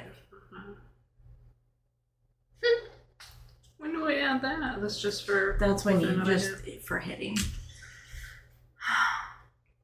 Can I change cantrips too? No, those are set. 7. 7 points of damage. So as that first, like you take that wide swing, you hit the wolf like right on the side of the face as it's going to bite. It's enough of like in a chase moment for it to catch it off guard and see it tumble. But then that other axe comes around. It doesn't embed into Corrid, but the arm, like the wooden part of it, hits Corrid's leg, and you both tumble to the ground for a moment. I need you to make a strength save. Bitch. That's fine. 13, please. It's enough to keep. Is 8 plus 6, 8 plus 7. 15. 15. Damn! That's enough. That's to my keep, bad, It's homie. enough to keep like you regain composure really quick. You like Darla comes out of your mouth, but you're able to grab her real quick and get up. There's a little frustration in. You hear her snarl. Let's just hold her accent. Ravenna. Mhm. Oak is. You see that what happened. Like you can see what happened with Corrid and Darla, and then you're like paying attention. Your high was pretty decent. And Oak, you can see where she's at, focusing, trying to look around, and you see one that is like coming behind her, and she's missing. It's like in her blind spot. She's not able to see. What do you do? Eldritch Blast. Roll for an Eldritch Blast. Oh, don't kill No, me, we're not don't gonna do kill. that one. Mm. 16, 17, 18, 19, 20, 20, 30, 21. You want to do the other beam? Yes, I do. So that's one beam. 7, 8, 9, 10, 11, 12. First one hits. Alright. Listen here. Listen here. Where are you? There it is. Okay, so 11. 11. As you see, 11 points of damage. where are you aiming?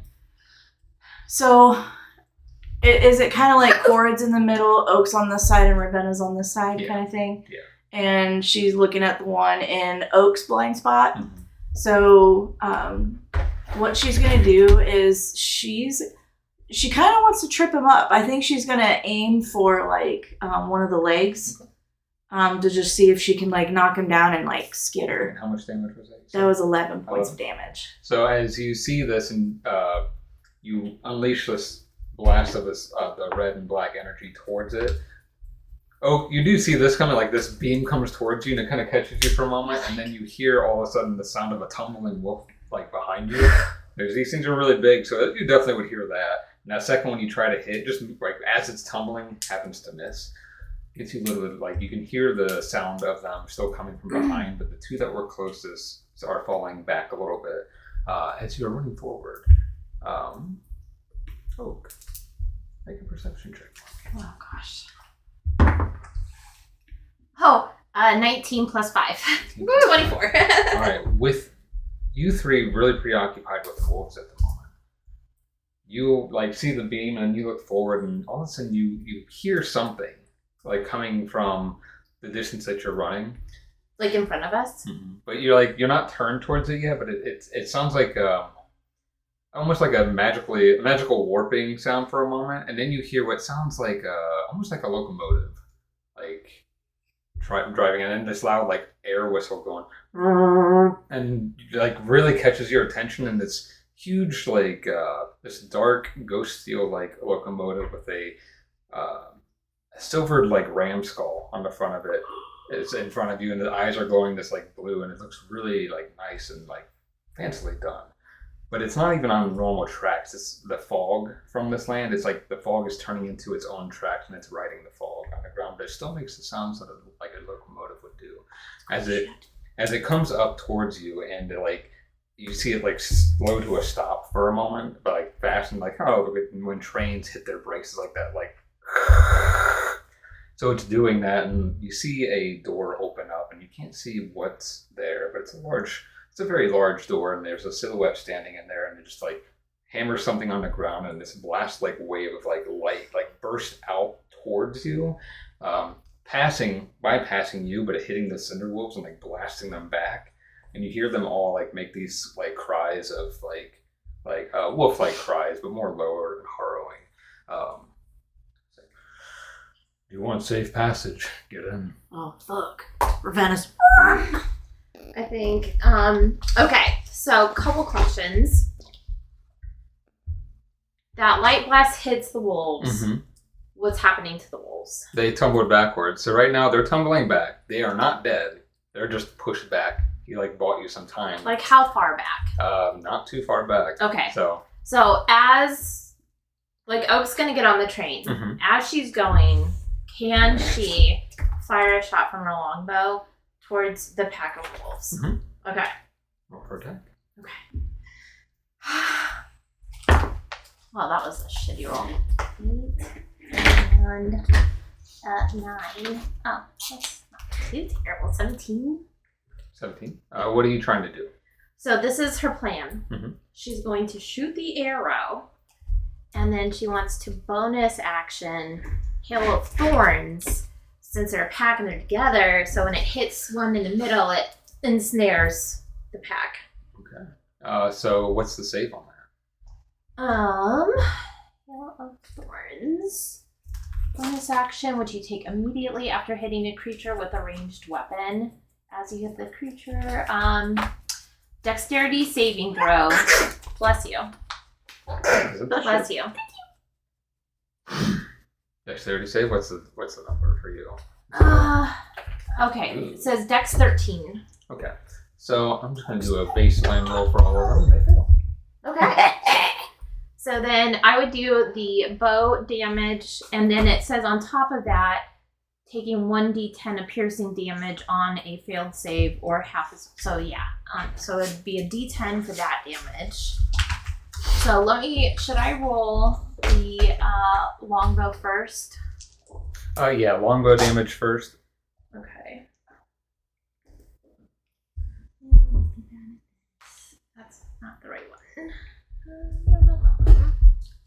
That's the D8, right?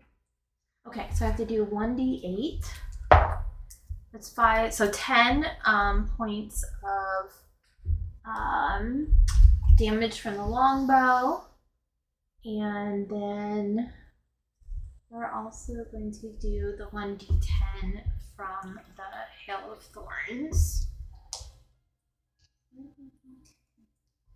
Is this a d10? Yeah. And that's a 12. Oh shit, You're okay. fine. It's like a fatter triangle on Yeah. top of a fatter triangle. Yeah. Yep, that one. Okay. So 3. 3. As you... So Wait. 13? The longbow hits the one, and then the thorns spread out against the rest of them.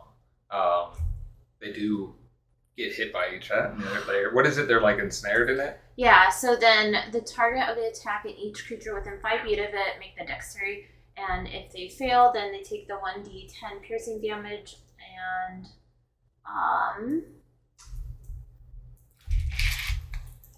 I think that's it. I thought it kept ensnaring them. So but it no, would that's hit at least 4 of them.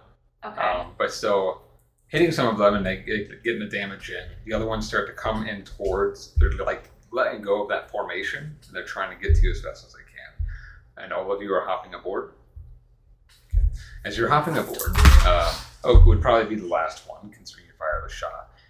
When the 3 of you hop in, it's that very familiar feeling you did when you hopped through like a portal in the Frost Earth, and like that little cold chill of a feel for a moment as you hop into the train, and then Oak, you do the same thing. As you hop through, and now you're in like this passenger style car, and you hear like this like almost like thudding underneath the train, just like as you do, there's a gentleman who stands and he's just like looking out the window of the door. Don't have to worry about them now. As he turns towards you, this gentleman that stands before you, he looks to be a little bit older. It's slicked back, white, grayish, peppered hair, nice clean cut, light beard. He has these bright gold eyes, a scar down the left eye, down across his left eye.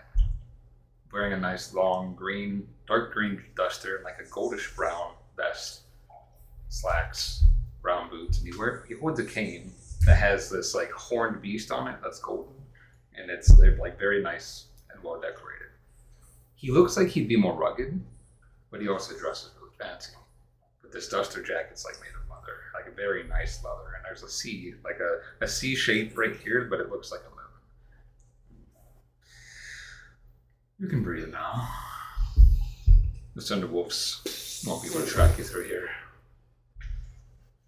Darla's just like tapping Corrid's leg. Here we go. Corrid, honestly, she would have tossed you Like, in. I'm in the shame. I'm in the shame circle right now. Yeah, she would have tossed like you a in. puppy. And like also he's like, you can breathe. No. But Corrid's like hulking, probably like hunched and like she's like, I am. She, As you're like in that hawking state, he walks up to you, not scared at all, and just looks you dead in the eye and puts his hand on your face and taps. He's like, "Oh no!" And you feel your like body just. Does he do that to me? Oh, you son of a bitch! Also, when you do that, you revert back to your normal form. So like you feel calm, and all of a sudden, Corrid's in like wolf form, and you just turn back into Corrid. How does she feel? You feel calm. You remember what happened, but he made like your emotions calm down for a moment. Insight check on this gentleman. What are you trying to insight? Like the vibes on this guy is like, I mean, he's commanding her to calm down, which, you know what I mean? Like, it's almost like magic. I say, not enough to insight quite yet, Okay. but from what you've seen, like you've seen him tap Corrid like really lightly, not like a smack, but like really like lightly on the face, and like whatever he did made her calm and shift back into Corrid. Right. I So- mean, cool if he's good. Just a second, all right, so My iPad is typing so fast tonight. What the frick? Yeah, where is all it? right. Oh god, that's me grunting. This is the gentleman. He's hot. Hello, Daddy. He's like a Dilf Gandalf. As he's looking out the window again, and he turns and looks towards you first, Corrid. It's like, I'm sorry I had to do that. It's best to keep your emotions down here. Not in the main matter of, I can't handle it. Don't disturb the others here. And as you look around and you see there's, like right now you're in a train car that's just like pure passenger seats, and all these people in the seats are almost like very similar to like the ghostly aspects of people you've seen before, but they're more fey looking. They're like a light bluish green, and they're all just sitting there like this, and some of them at the windows are just looking out the windows as the train's going by. It's like, Carver. That's my name. Did we die? Are we dead? Is this a death train? No. And as you are talking, and he sees that he says no for a moment, and he looks at you and like walks really intently on you. It's like you, and he takes a few steps towards you, like slow, very poised, calculated. You're breathtaking. You know that? What'd you say? What's that last part? It's breathtaking. What'd you say after that? Did you know that? Thank you. Are we dead? Is this a dead train? They are. You're not. Okay, good. That's what I wanted Not you. The people in the seats. Oh, they're dead. Yes. Let's just say this is their ride to be free of this place. When do we get off? Do we have to pay for a to know. ticket? Question, that thump thump thump sound, was that the train running over the wolves? Yes. I like this train. We should stay on this train. Especially, did he say his name? Yeah. He said his Carver. name. Yeah. Carver. I think we should stay on the train with Carver. Sounds very safe. As Yeah. you say that, he takes another step closer to you and just looks at you, and you can like that gold grunt in his eyes. Just She- really, Brittany can't, but Ravenna's like staying straight up. I would absolutely love that. Thank you. No. As he like straightens his jacket and just looks around, I do have some matters to attend to here in a moment. Unfortunately, me opening the door also opened up for one of the Queen's little minions to get through and try to screw up my engine. So, but before I do, you have any questions for me? Where's this train going? A whole bunch of questions. We got time. Ask away. Train going. You know you're heading south, right? Yes. I'll take you there. Is it going to take a memory? No, absolutely not. Who are you? I told you I'm Carver. He's Carver. Oh, yeah, I pretty fucking Fine. is. We should have said that. That's Carver, Corrid. Let's just say I'm inspiring to maybe have a takeover a bit. A coup. In a way. Unfortunately,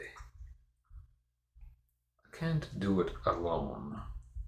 These fine people, for me helping free them from their traps here, once we find what they need, offer to help me in the path ahead. We become part of this train itself to fuel it for what I need. Which is The strength to break through. The strength to get to the castle. I could, but this is a very fine piece of machinery I've built to withstand even the magic of Archfey. But unfortunately, I need more power for it to do what I need it to do. So, helping liberate some of these trapped souls here helps me do that.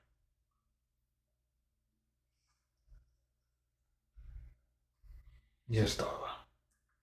Do you often I'm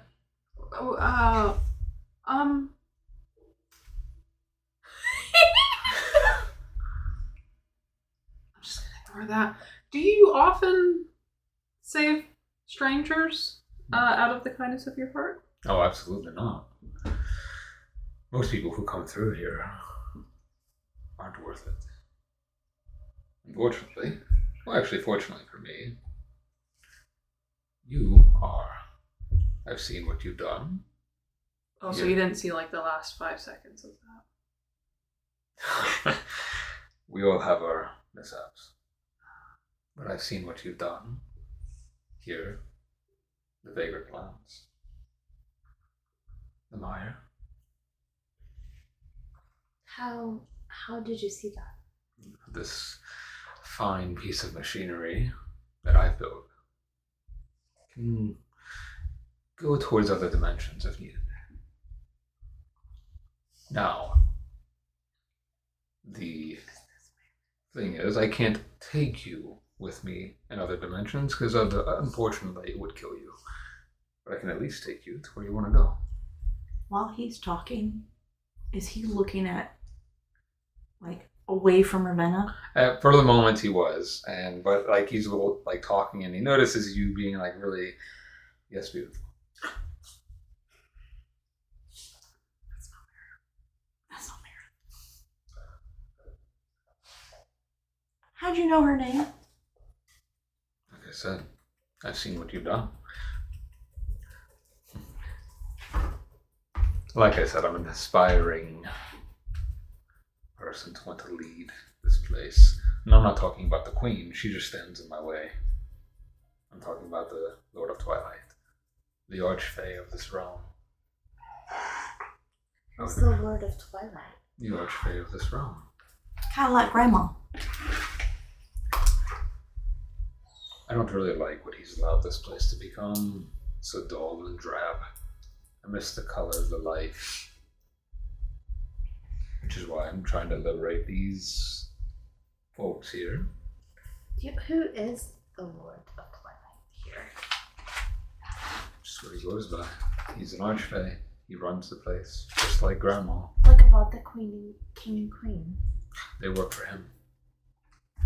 So he's there now. Can you give us more information on him and King and Queen? The King and Queen. Or the Queen. She is very much all for helping him. I feel like some of this information might be better said later. Over food. When the Whisper Raven's been gone. More like after I take care of what I need to. But for now, there is plenty of train cars for you to explore. There is food up ahead as well. There's 2 other living members that I've procured in my travels to help me in the path ahead. Philip and Adelaide. They're very kind. What are their names? I'm sorry. Philip and Adelaide. What's your last name? Mine. No. There. Oh, No. Druskin. So make yourselves at home. Enjoy. There's beds if you want rest. There's foods if you want to eat. And if you want anything to eat, just go sit at a table. Whatever you want. It's your heart's desire. Within reason, as long as it's not some magical curation. What do you expect of us? To help me get this realm in my control. And how do you expect us to do that? You're already on your way to do that. You're heading towards the Queen eventually, right? Well, I don't know. I mean, I suppose. He like tilts his head a little bit at you, and you're not heading towards the palace at all. I don't know. So why are you here if you're not here to try to help liberate the land? We have other things that we're chasing right now. Ah yes, the White Wolf. The one that you're seeking so thoroughly. I know that's where you're heading. Which is why I'm giving you a nice little speed line there. All I'm asking is maybe a little bit of help. Seem to know a lot. Do you know what he's after? I don't know a lot. I know he's after some type of shard, piece of memory. Even we get blocked from people who are of equal power or higher ranking. The one he serves at Foul Beast doesn't like us knowing what they're thinking. Let's put it that way. But like I said, trained yours to explore. If you are interested in the help, come find me later. Maybe talk amongst the people on board. And if you can, maybe help some of the passengers. It's easier for the living to help them than it is for the dead. Are you dead? No. I am, like I said, an aspiring Archfey. I want to take over. I want to bring life back to this land. I bet you do, pretty lady. When he turns his head away from her, she like wants to like smell him. Make a perception check.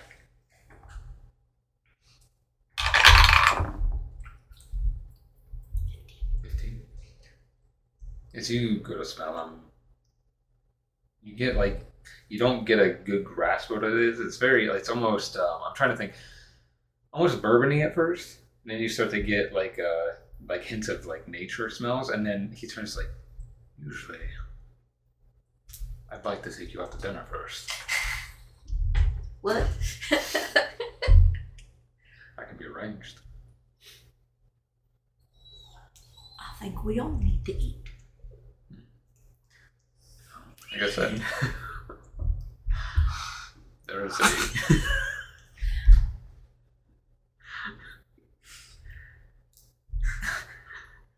there's a food cart up ahead. The words of Shannon. She doesn't do that.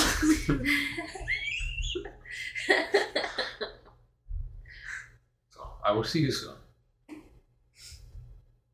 And he, like, as he says it, locks eyes intently with Ravenna, and he just kind of snaps his fingers and he like wisps away in this like golden smoke for her and into the train.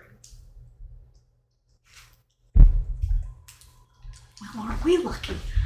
I think Oak's gonna go up and like kind of elbow Ravenna and be like, I mean, he's pretty handsome. I think we got really lucky. Oh, I think we did too.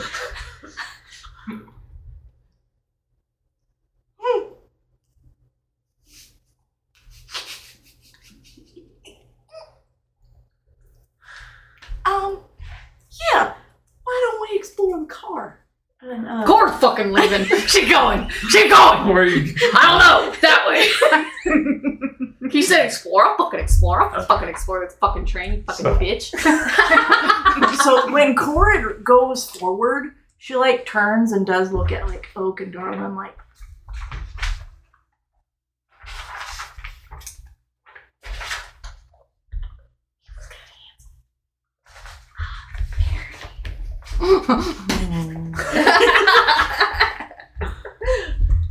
So, as you're heading forward, when you're really able to take like a grasp of this car, because for the most part you're just focused on Carver as he was in there and talking to you.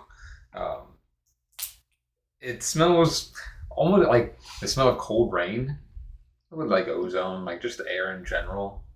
A little old, similar smell like the old smell like outside, just not as like decayed. It's just that faint like smell of old rain really lingers in here. And the seats are all like, a lot of them are, the leather's cracked, but there's this nice velvet that sits over the top of that to make it look still nice, even with the cracked leather of the seats.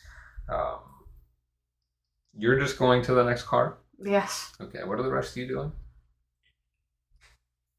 Ravenna's just kind of in awe, and she's just looking around. She's looking at the dead people. Yeah, I think Oak would be like following Corrid. Yeah. At the same time, like maybe walking a little bit slower and just like taking everything in. Okay, so make perception checks. Because like Ravenna's taking it to heart when he was like, human people can help dead people. And she's like, oh, we can help people.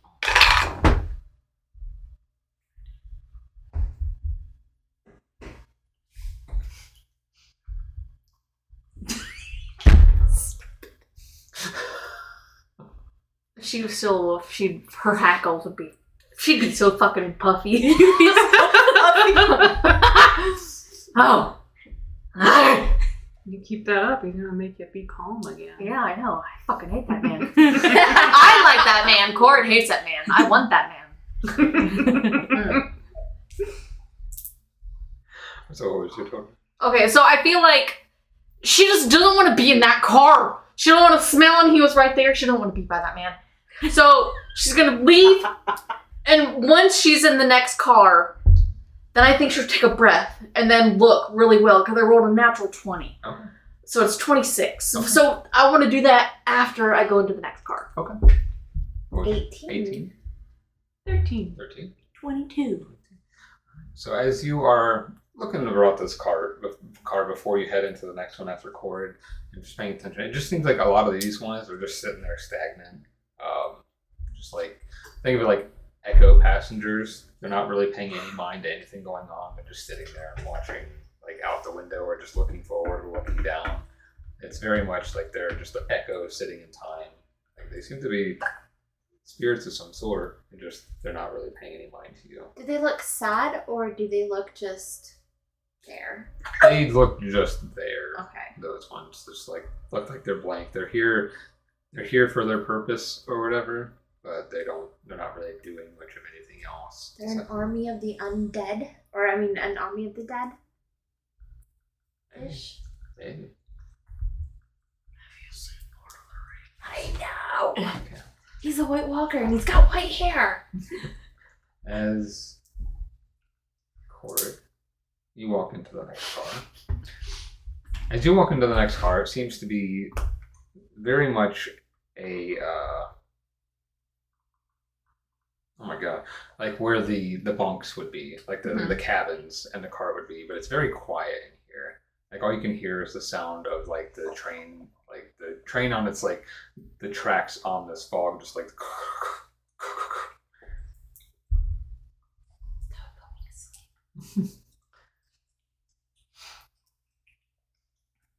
Is there anything, because you would see cabins, is there anything in particular you're doing? Like, are you stopping and waiting for the others? Or are you just continuing forward?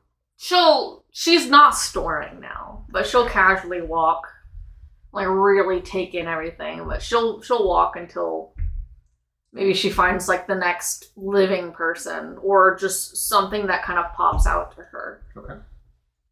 All right. So as you are walking forward, you see that there are, like I said, there's 3 cabins ahead of you. So 3 doors. Each of them shut. Make a perception. Oh no, what was your total? Oh, we need 20 for 26. Okay, yeah, we'll carry that one over. Yeah. As you walk, as you are walking forward, you hear what sounds like the sobs of a person, more manly, or like a younger man in the last cabin, just being like he's wailing to himself. God, I just wonder if that's going to annoy her. Do these doors have windows? No.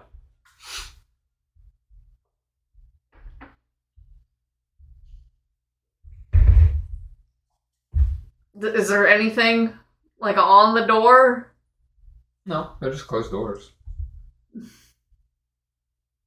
It's on the last door. And by this time, you guys will be walking up and you see Corrid just looking at the doors. And we can hear. Hopefully, because she's probably going to walk. I would say with the passive perceptions, yeah, by the time you get there, you can hear it softly, but you can hear a man crying behind the I door. think Oak would walk up to the door and Like knock on it. So you knock on it. It turns inward and it slightly creaks open as you do. Do you continue to open it or do you? yeah, I think she'd be like, I'm kind of looking in and be like, hello? As you sit and like look inside, there's a man sitting at the edge of the bed, just like hunched over and holding something in his hand. He's crying into it. He's got an old timey white shirt with a vest on, and his hair is shorter and just like parted to the side, dark. He looks like he'd be maybe in his like early 20s. Well, as she did that, she's like, hello? Does he answer at all? Yes. Are you okay? I can't remember. I think she would fully open the door and get in a little closer and maybe even kind of like crouch down a little bit to be on his level and like, what is your name? I don't know. What are you holding? As you see him holding it, it's a locket, but then inside there's a woman in there, like a picture of a woman. The face is missing. Well, do you know anything? This is my love, but I can't remember what she looks like. But she was your love. Yes, undoubtedly. Do you remember the feeling of love? Yes. A face is nice, but that feeling of love is what truly matters. But it was stolen from me. By whom? Queen. Do you know how long ago? No, And you don't know your name? I do not. Okay. Well, if we can help you in any way.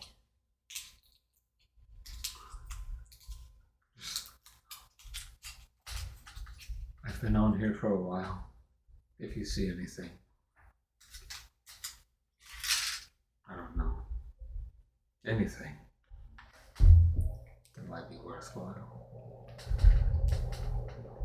I will keep my eyes out, and I'll do for you what I can. Thank you. As you get up to head out, you hear him start to kind of like sob and weep into his locket again. As you walk across, did you keep going forward? No, if they were kind of going in there, she would have just kind of crossed her arms and probably just leaned against the wall while they just kind of chatted. What are Darla and Ravenna doing? Real quick, retroactively, before we go into that cart, Ravenna's gonna like plop down next to one of the dead people, and like she's taking it to heart that like Carver's like, oh, we need to like help people, so just she's gonna sit down by some of the dead people, and each time be like, do you need help? The ones in that card, like the first card, each one you ask who in the first card, they don't answer. They're almost like husks of a spirit. Like they don't have any memory or any like almost like they don't have any autonomy to a degree. So just sitting and writing. So she'll go ahead and she'll keep following in.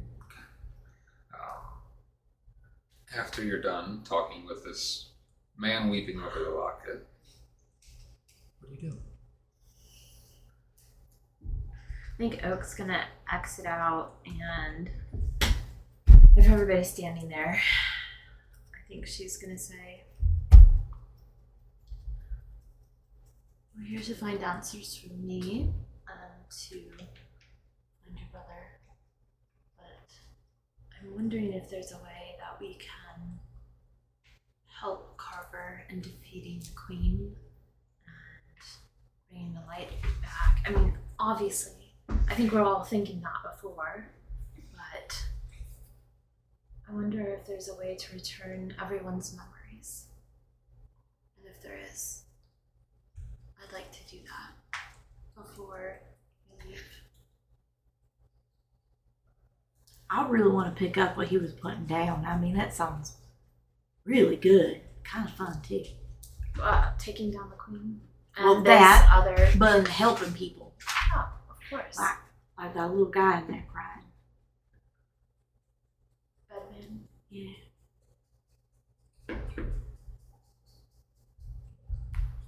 Was he dead? I think so.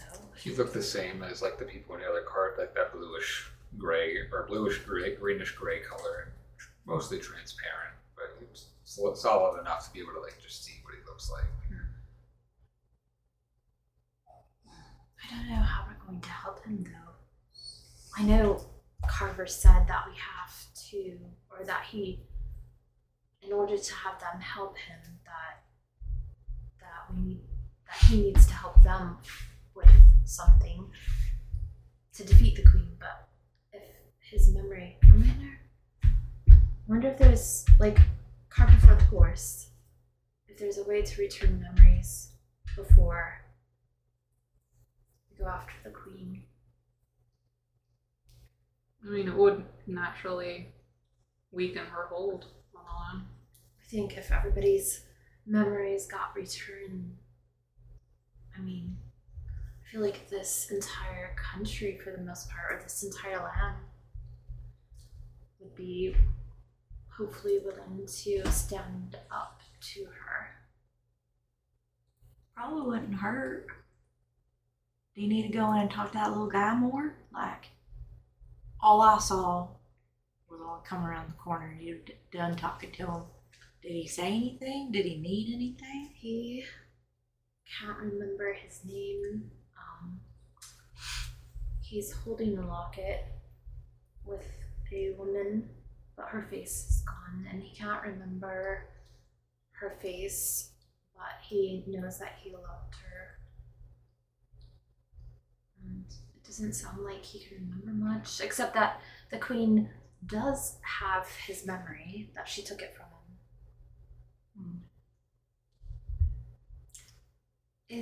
When I went into the room, did I see anything that might help other than him sitting there with a locket on a bed? Was there anything else in the room? A suitcase or In that room, wallet with an ID? in that room, going off your passive perception and check before, it was just him. It looked like a basic cabin car. Okay.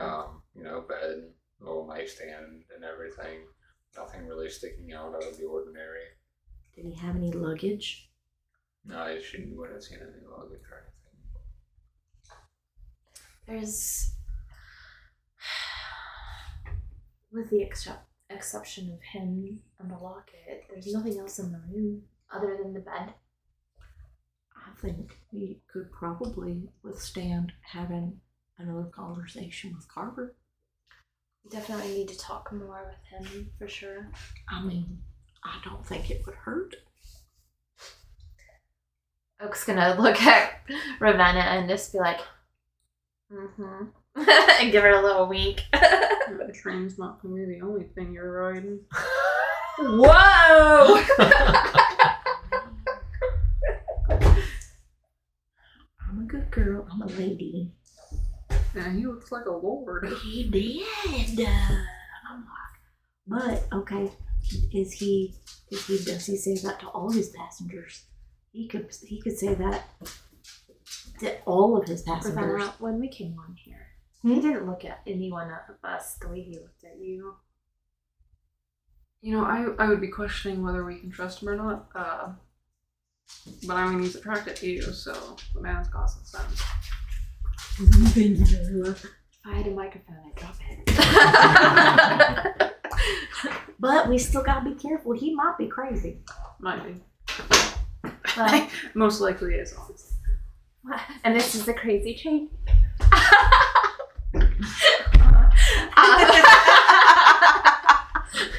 Damn it, puns. They just come out.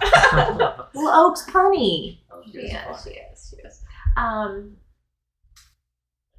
forgot what the fuck I was gonna say.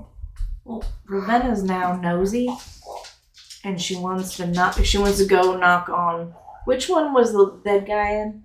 The last one. So, Can she Last go one that way or this way? That way? yeah, you guys are going left to right. Okay. So it'd be this one what you were just in. Can Ravenna, with her nosy self, go back to the front car and knock on the door, see if she hears any crying?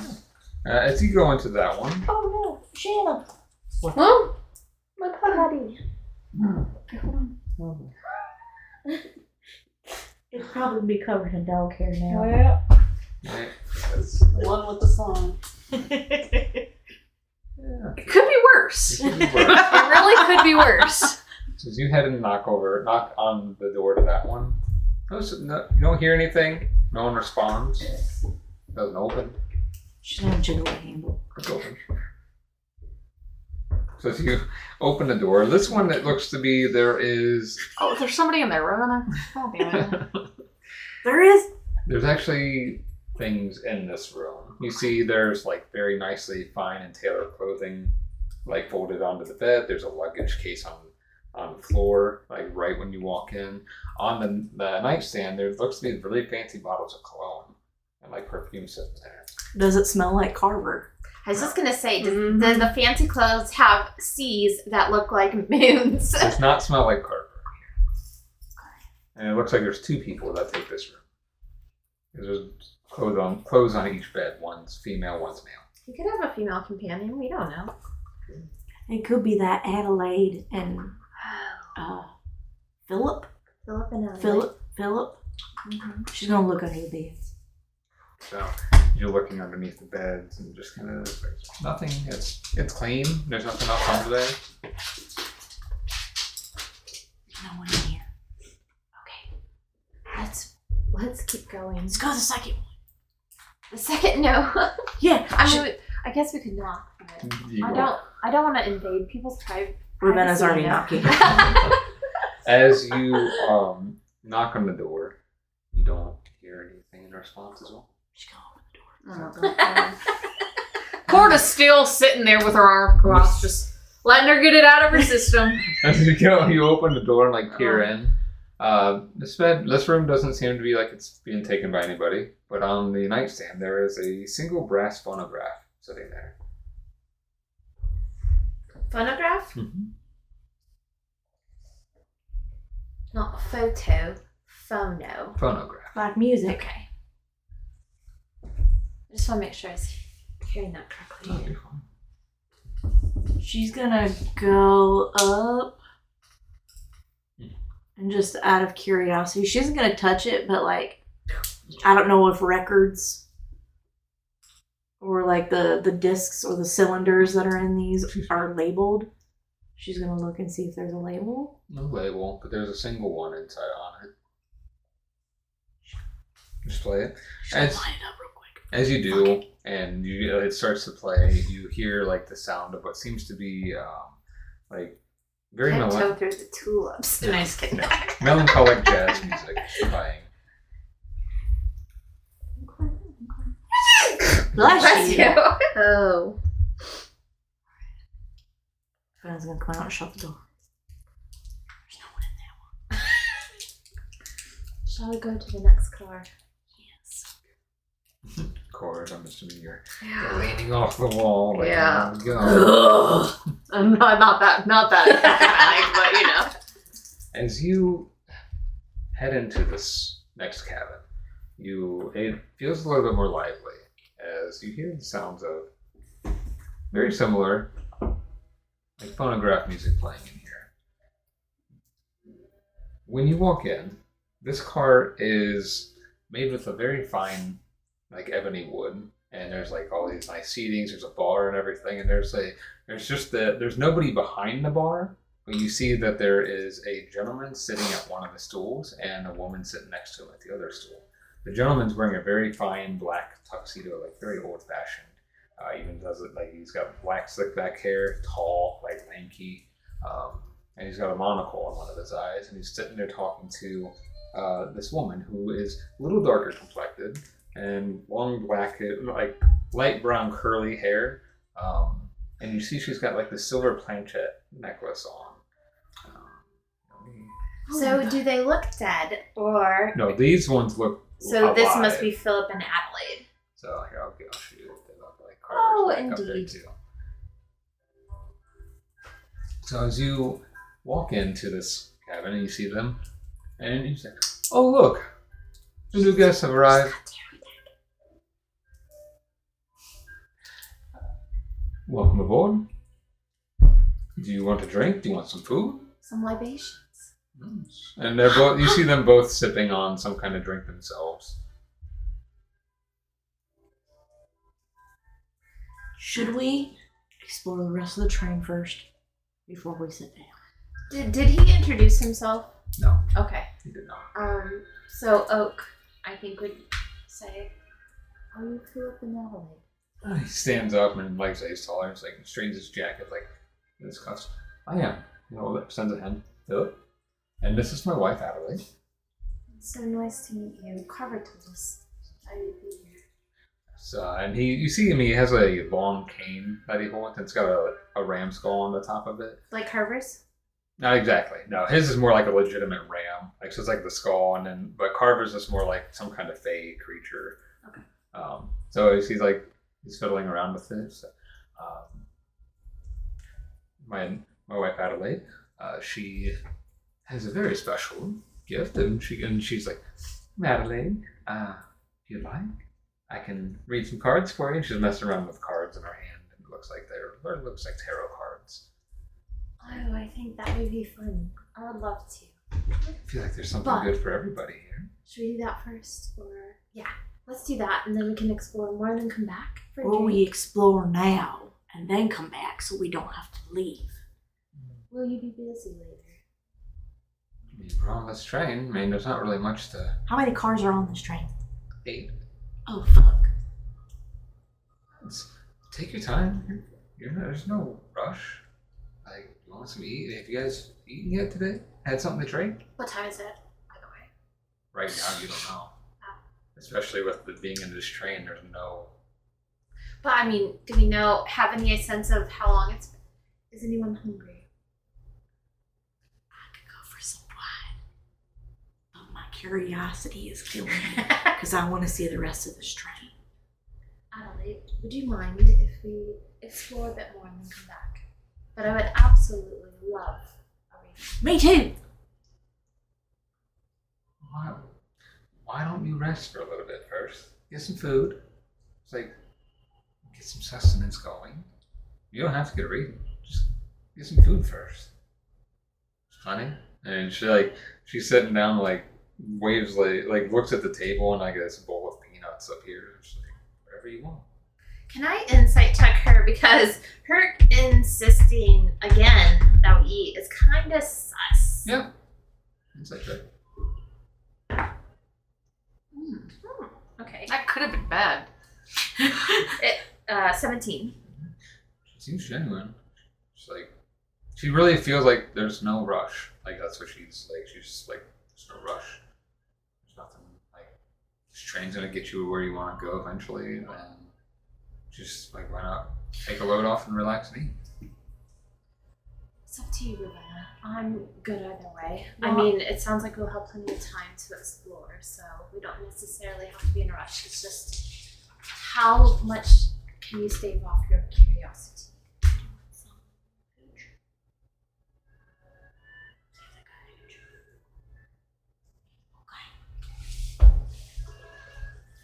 Ravenna will, like, with the grace of 1,000 swans, like, move into the bar stool and flourish her jacket. What are the rest of you doing? I think we're going to stay. I'll take if you have time. I'd like that reading. Of course. Just like I said, she's like shuffling a mess sitting there. She's like, there's a card for all of you here today. And she leads you over towards her little table set up. When you sit down at the bar stool, Darla, what are you doing? I am frog hopping onto the bar stool beside Ravenna. Okay, and Corrid. I don't know. Where are they sat at? Okay, so Ravenna and Darla would be right here, and then Adelaide takes Oak over here. Okay. Cord might be like kind of looking around the tables and shit, just kind of like looking, and then she'll probably eventually like go sit on the stool next to Darla. So, as you're just kind of looking around, passive perception, it looks like it's a typical kind of lounge you would see somewhere, but it's a very different aesthetic than you're used to. I mean, obviously, when you go to lounges, even nicer ones and vagrant lands and stuff, usually it's got a more rugged look to it and everything, but it's just a very different aesthetic, very different music than you're used to hearing. I'm sure like peek behind the counter too. Peek behind the counter, and it's just clean floors. You see there's like bottles of like alcohol all across the wall, like the wall.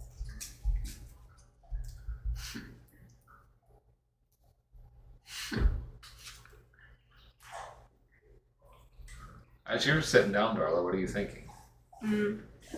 I want a cup of seeds and nuts for Knight and Chip. And then Darla wants a meat pie. What kind of meat pie? Venison. And then hooch. She wants the strongest hooch they have. As you think that, the bowl of nuts and seeds get on the counter. And then also this big old meat pie. It smells delicious. Like the most perfectly cooked venison meat pie you could have expected. And then a glass of hooch. Something like that. What's it smell like, Darla? I don't know, my nose is still pretty stuffed full of dust from our tumble. Probably just smiling up at you. She's just watching. No.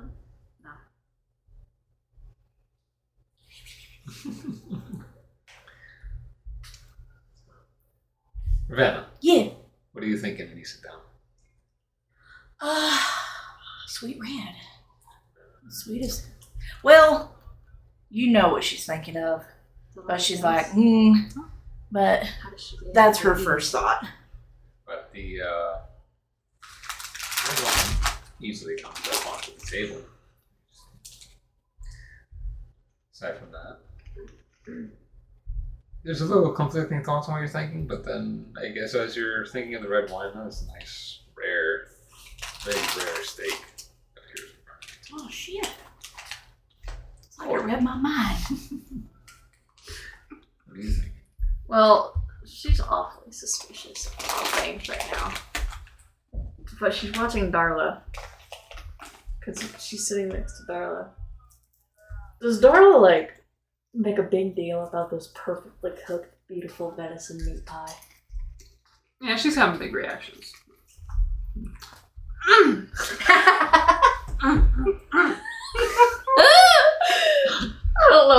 like subconsciously, Corrid be like thinking about that pie. Same pie.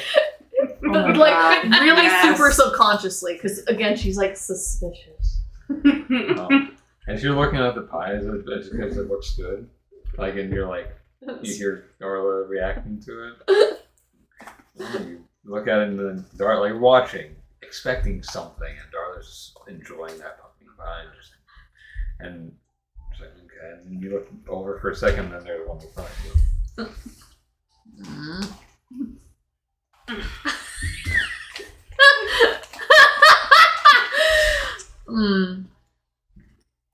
What about my silverware? That's there. Very nice, very fancy. It appears like right next to the Silver. It's gold. I should kind of like lean back and look at Ravenna. Ravenna, she'll like look and she'll like smell it. She picks up the plate, brings the blade. And like, she has a process. I don't know if you got to see her process yet. But she's going to smell it and be like, okay, this is real. Maybe. And then she's going to take a sip of her wine. And then she's going to get into her jacket pocket. And she's going to pull out her fancy silverware box. And take a napkin and start cleaning her silverware. Straight with immaculate posture. And then she's going to start doing her little...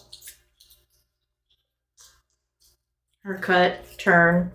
And then she'll eat bits. Okay. She's eating her steak. Poke at it a little bit. Sure does smell good.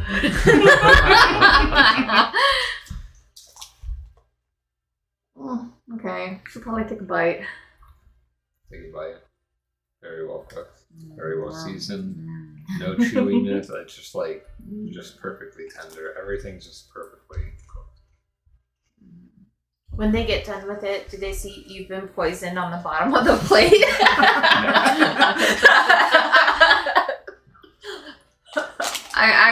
She'll just start eating.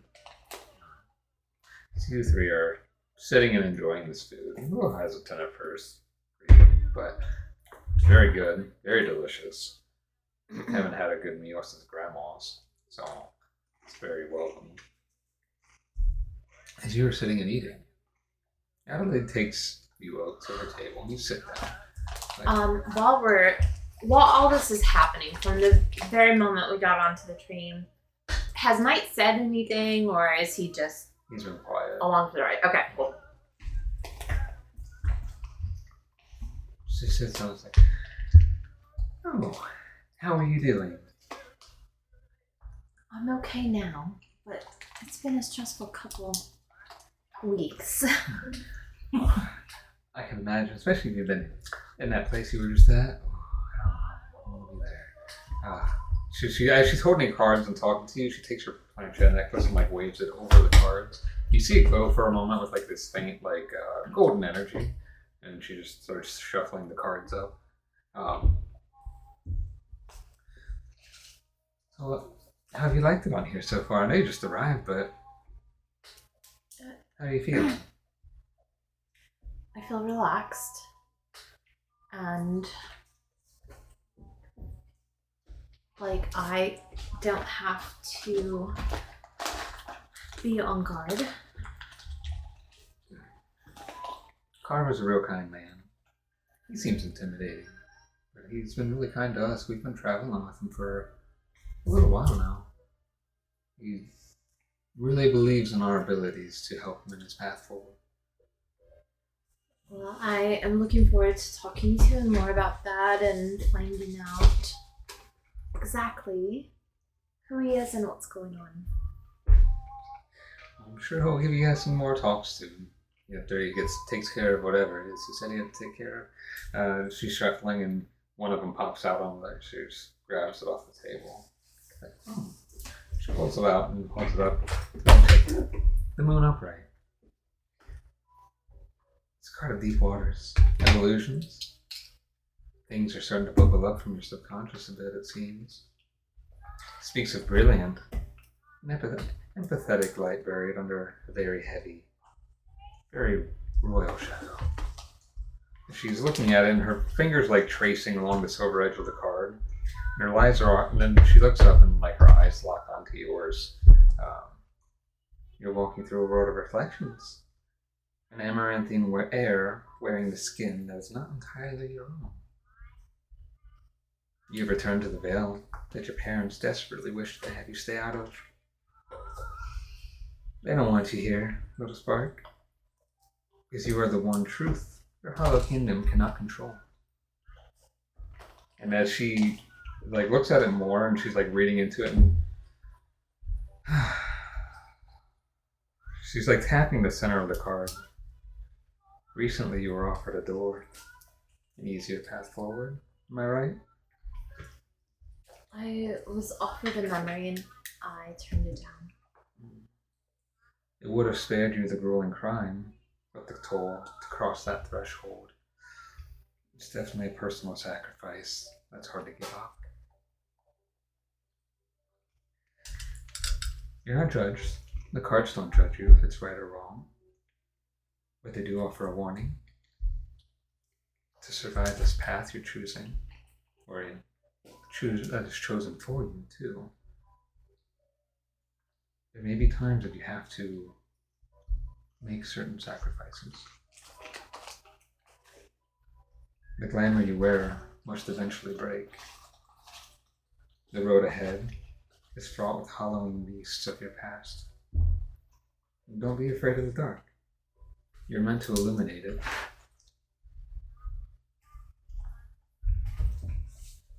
So cryptic. She's like, she chuckles through, so as are all readings, unfortunately. The path ahead isn't always supposed to be laid out for you, it's for you to figure out yourself. And I don't mind sacrificing of myself, but there are some things that I can't. So I know at some point I'm going to have to make sacrifices. I think in a way we all do in life. Honey, like I said, cards don't judge. I'm not saying you made the wrong choice. It's just making sure that you know ahead. There may be sacrifices you don't want to make, but you may have to. Your choice was not wrong. It's just a reminder. Sometimes they're necessary. But you said that my parents don't want me here. Oh no. It's apparently you're supposed to bring in it's something they can't control into the kingdom.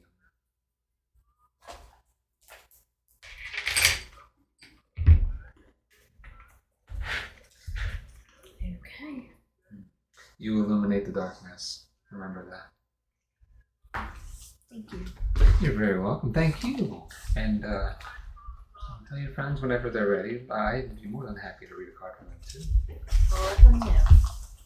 So, as you are eating and you're doing your reading, you hear a voice come up on you. So, are you enjoying the food? It's Carver steps up. Yeah, figured. You sat next to Darla, right? Yeah. So it'd be Corrid, Darla, Ravenna. Mm-hmm. So, as he's like walking behind, and he comes behind Darla and Ravenna and just kind of leans in a little closer. You like your meat very rare, don't you? I do.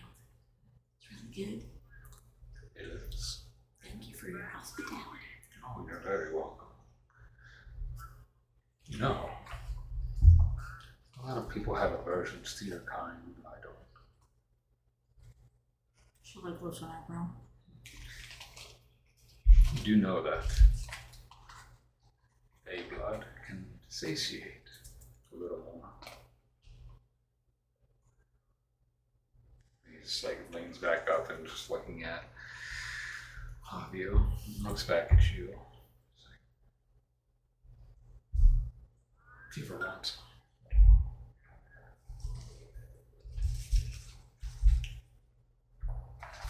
She kind of like smiles to herself and she puts her fork in her mouth.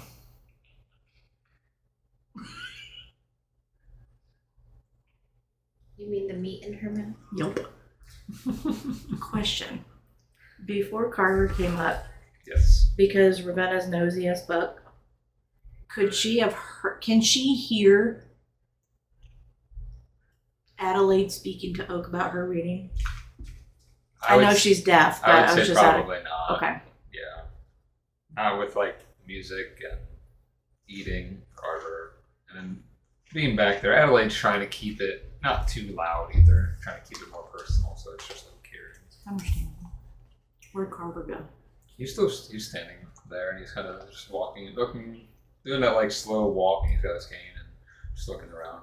He sees not at Philip. Philip, it's like Carver. And Philip's just sitting there and start drinking his drink. Above table. Yes. That Adelaide's reading. Can you copy and send that to me? Yeah, later. I can. Okay. So I think Oak would at that time get up and like head over to the girls, and if anyone wants to go, Adelaide is ready for.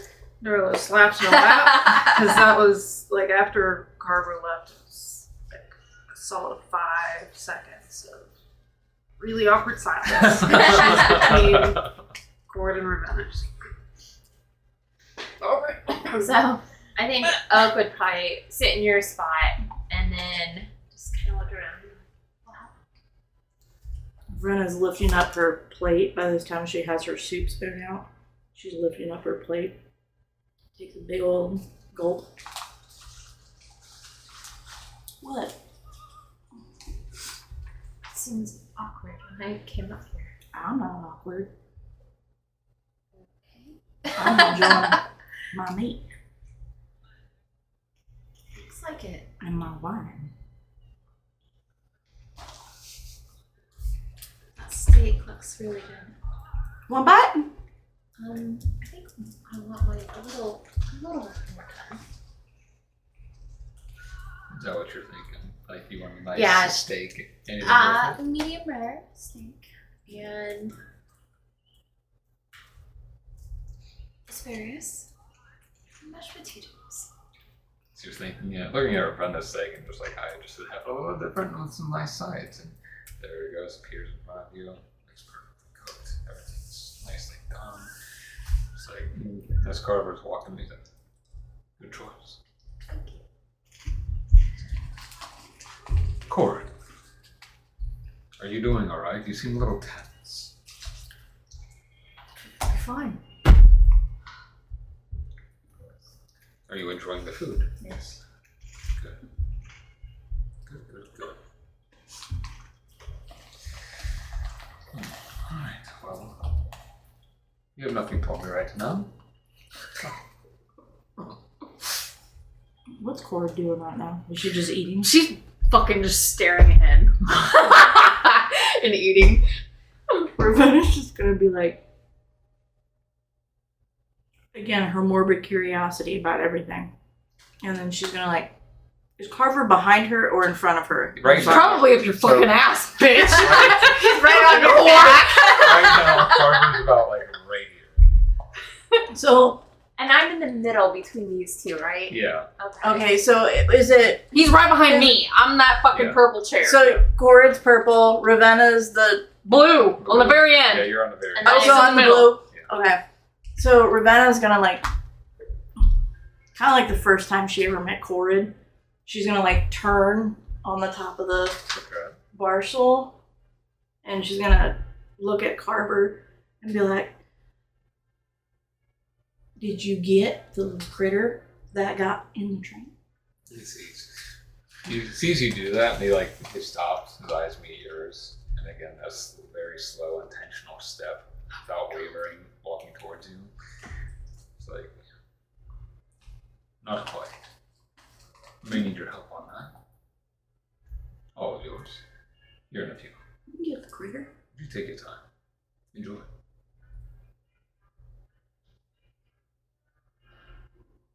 You alright? She's like staring at him with this like weird curiosity because this is just Yup, this is different. He looks at you and is like, your uncompromising grace is quite the sight to behold.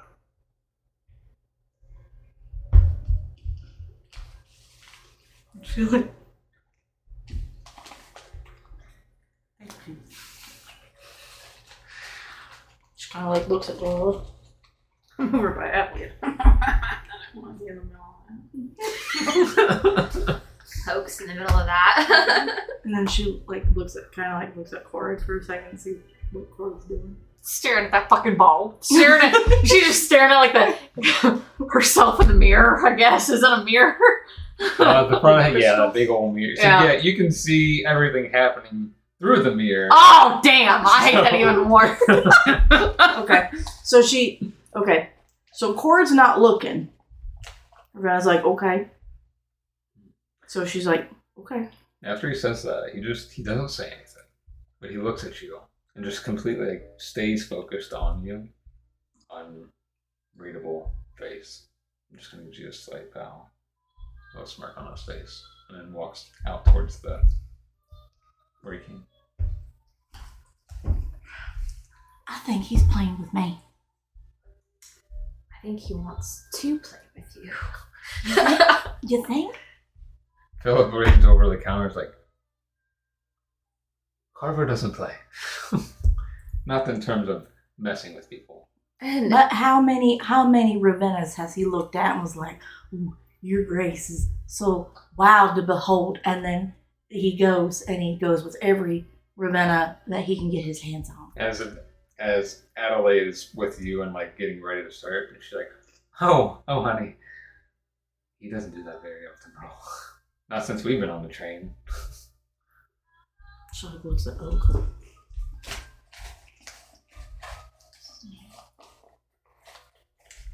I don't think I've ever seen you blush so much.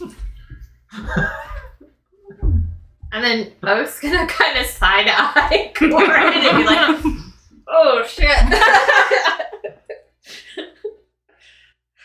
And sees how grumpy she is and then scoots her chair closer to Ravenna. Feel the heat radiating over Corrid's body.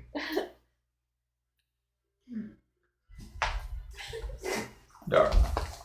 As you sit down with Adelaide, and she's like, how are you doing today? Oh, great. You see? What's wrong?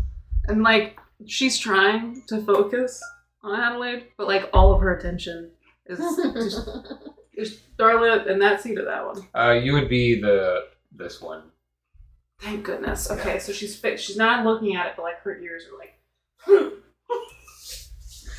She's trying to catch every moment. Adelaide notices you're a little bit distracted, but she's kind of waiting until things calm down. She's just very patient, but as things have to calm down, and she does the same thing she did with Oak, and uses the planchette over the cards, and it's like faint golden glow goes over. I'm still shuffling the cards.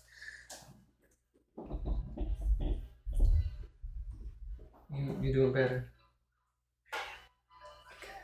Okay, so she's shuffling the cards up, and again, one just pops out, and she flips it over. So like, judgment, and she turns it towards you upright, and as she does, it's like she taps on it like very decisively, like almost like just to really point out what it is, and especially towards like the angel blowing the trumpet on it. It's like judgment. Don't flinch, my sturdy friend. This card isn't about condemnation. You're not being judged, per se.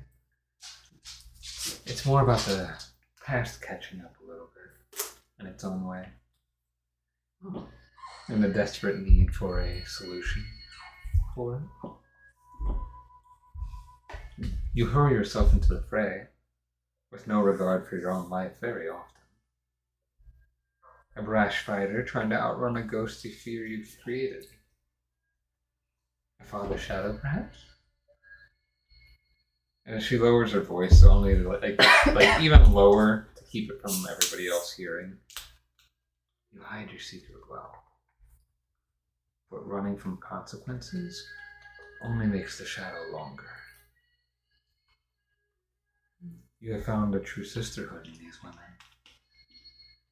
and a sweet new adoration with merit. Oh, you're good. Yet you look at your hands and question if you are worthy to hold any of it.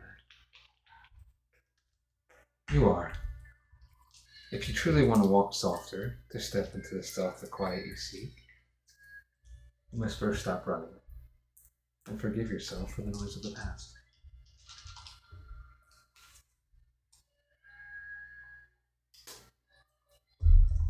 And Darla like just gets a gold out of her Oh no! bag and she puts it on the table and she just starts walking away. No, you don't need. As you get up, and you feel it too, like you feel like this. When you first got up from the table, you felt a kind of a light energy in you. When you get up, you feel it as well, but also yours feels a little stronger. As you get up from the table, what do you do? Thank you, by the way.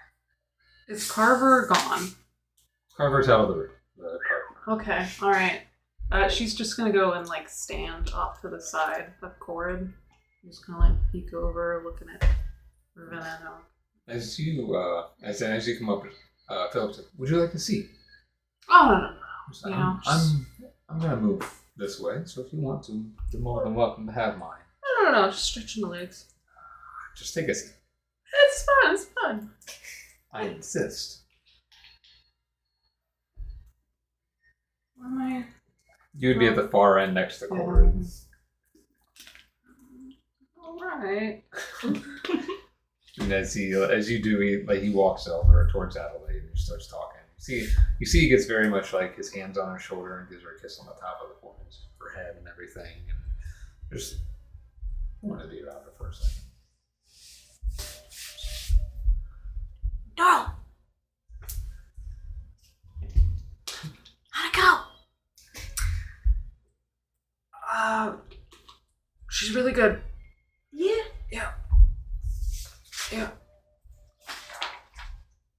I kind of want one. Oh, how'd it go for you? I think it went well, but very cryptic, as readings are. So I don't. For me, it was eerily just very particular and specific. So Good stuff. Did she talk about Mary? She's like leaning and she's brought like, him up by name. oh! Yeah, so she's the real deal. We have a lot to talk about before you go to bed tonight. Darla just kind of leans back a little bit so Corrid's blocking the view. Is Corrid still looking straight ahead? Yeah.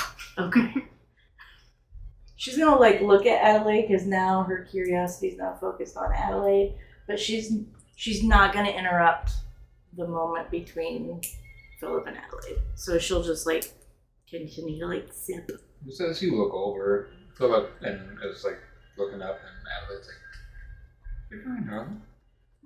You guys are fine. I can wait. I'm with him all the time. He doesn't like to leave my side, but he likes to give you privacy. So you're fine." She'll pick up her glass and she'll like step off of the stool and she'll start heading towards Adelaide. Let's see. Okay. And she does the same thing. Playing tread over the car and just golden hue to it as she does. Starts shuffling. You doing okay? I'm doing fine. Carver's taking a real liking to you. Well, you are beautiful. Thank you. Yes,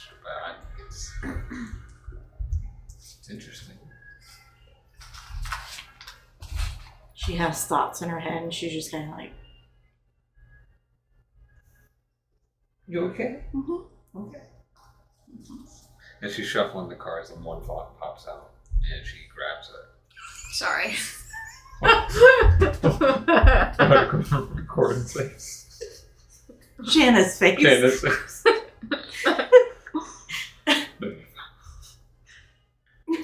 She grabs the card and she holds onto it and looks at it. She smiles warmly at you, but as she does, there's like a small hint of sorrow, just like a tinge of sorrow. And she flips it over, but in reverse. Depicts the imagery of a gentle woman tending a line, but for you it's upside down. Strength drawn in reverse. You are definitely the charismatic spark in this group. It's very noticeable as to why. Beautiful, tall. You're all beautiful, but the elegance you hold. But definitely a fierce protector and helps keep the dark at bay. You give, you sacrifice, you always show up. But who protects the protector? When the scale tips and you feel unappreciated, that line in the card, a shadow inside you that you don't quite understand, grows very hungry. It is feeding on your silent resentments, your exhaustion. As she does that, you see Adelaide's ancient necklace sway slightly as she's looking into your eyes. You question your own worth, especially in the eyes of someone you care for deeply. You think they don't like you, but you must recognize your own value first, or that pent-up shadow consume that brilliant light you fight so hard to give. Pulls back and grabs the card from the table and puts it back into the deck. Okay. And then, without even thinking, just because she's just like, okay, well, maybe, she's gonna like pull her jacket off and just kind of like, not like all the way, but just enough to like show. Do you know what this is? I do not. And she's like looking at it. She like kind of squints for a second. It's not natural. Mm-mm.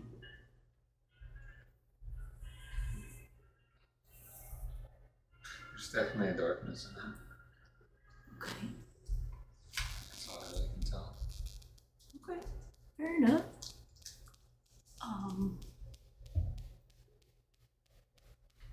Clarifying question. Yes. You know anything about my mom and dad? What about it? Are they dead? She's like, you see her thinking, and she like grabs the planchette for a second. It gets really difficult to, especially on this train, to peer outward. Makes sense. So you-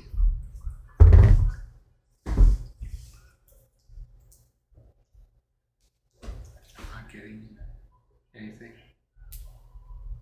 Which could go either that I'm not reaching or they're not dead.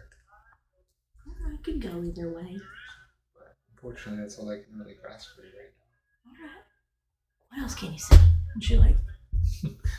She's like, as the card's like, you're only needing one card today. why? It's just all I can do. It's fun. It is fun, but it doesn't mean you need more. I like knowing stuff. I do too. Just one more. But that's all you needed to know today. That's all you needed. I can shuffle until I'm blue in the face, nothing's gonna come out. Oh, okay. Alright. Thank you. You're welcome.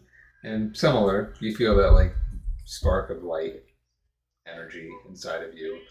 But Darla, as Ravenna's done, you feel that feeling grow even more. Like you feel it around your shoulder area. It was like just centered in your chest, and now it's like grown to your shoulder area. And it doesn't feel bad, it feels good. I think I'll go look at Darla. Do you feel that? Mm-hmm. I think Corrid needs to go over there. Absolutely. Corrid, go over there. Trust me. I have no interest. Please. Corrid, you could get answers about your brother. Some help. I think we all need to take advantage of anything that will help us. What's Ravenna doing? What's Ravenna doing?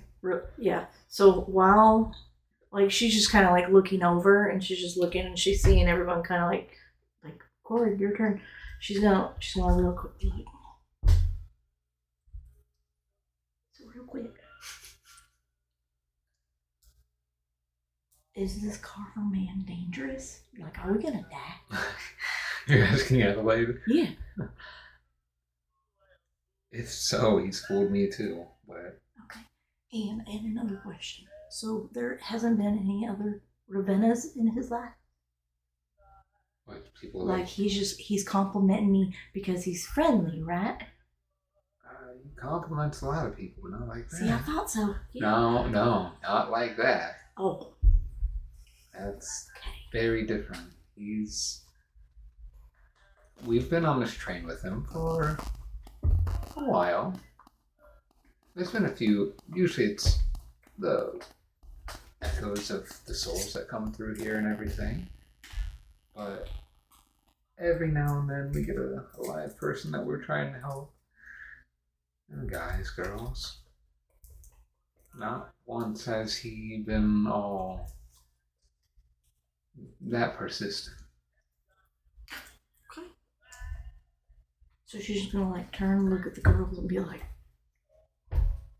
"She's good." Corrid, it's your turn. Okay, well, no, hold on though. What is Ravenna doing? So she was whispering to Adelaide. Now she's gonna get up, and she's gonna just kind of stand there for a minute and like take a little sip of her wine. Just kind of like stand there, just kind of like looking around at everything. Is she ever gonna walk up to Corrid? Because I feel okay. So Corrid's been staring at that mirror, right? Yes. You can't see Corrid from behind, but if you look in that mirror, she's staring at you through the mirror. Okay. So and then she'll go ahead and she'll walk up to Corrid.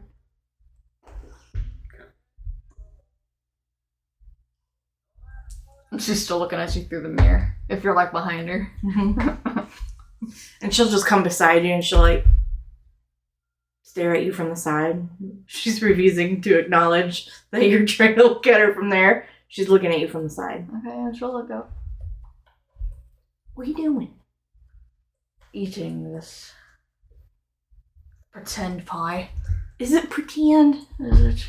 Is it? It's good though, ain't it?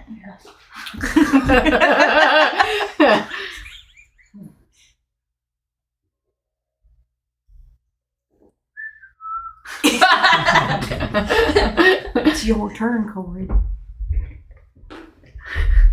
So she'll like drop her fork. And she'll stand up, and she's like right up on you as she stands up. And she just kind of like, She'll stare at you for just a second. She'll turn and walk. Oak's gonna look at Darla and be like, and then when she like pulls the hulking, and she's like, and then Ravenna just like looking up at her, and then she like goes over, and she's like, "What? I don't understand what's going on." it's so funny how Is she mad? It's so funny how you're observant with everyone else's life except your own. Well, yeah, that's what happens when you're morbid curious all the time. What? She is absolutely jealous. No. Why? You saw what happened when I was jealous. Like, not jealous. Like, when Laura was in there, I acted like... No, I didn't really act like a fool. But I might have a little bit. Sorry. Well, Corrid's just being Corrid. It's fine. Ravenna, I'm going to smack you with love. Yes. It has been a while now, and you guys have spent more time together. I think that the Lyra thing, this is that, only like 20 times more. Oh, so she likes Carver. No. And she's met No. like No. She likes you. no, she And don't. Carver is Lyra. She's my friend. Ravenna, I'm going to smack the shit out of you. But in love. She's my friend. There's never been any Ravenna? other signal than that. I don't even know why you're lying to yourself. I'm not. Ravenna, What? I've seen the way you've looked at her. Well, yeah, because I'm loving our friendship. Ravenna, What? we're done. So you're saying that she... Loves you. No, she don't. Why do you think she's in such a foul mood? Corrid's always like that. This is like 100 times more. But that, I love you, darling, but you hit her in the knee. Maybe she's still seething about that. Ravenna, What? she's taken a full bite to the shoulder. Yeah. And 10,000 more things and never been this pissed off. You think she's mad that, like, Carver's not looking at her kind of thing? No. Oh, wait. So it's because he called me pretty? Yes. And more. It's the way you're looking at him, the way he's looking at you. Well, no man has ever looked at me and was like, you look so graceful. Ain't no man ever came up to me and talked to me like that. I understand. I totally get it. Totally get it. Ain't nobody came up and talked to me like that ever. And No that- one talks to me about like that. They just go like, I think that Corrid talks to you in other ways. You're really bad at the picking only up what time that people woman put has down. complimented me is when she is drunk. And I think it's just because she is drunk. And she's like, maybe she likes the color purple. Yeah? Darla, your turn.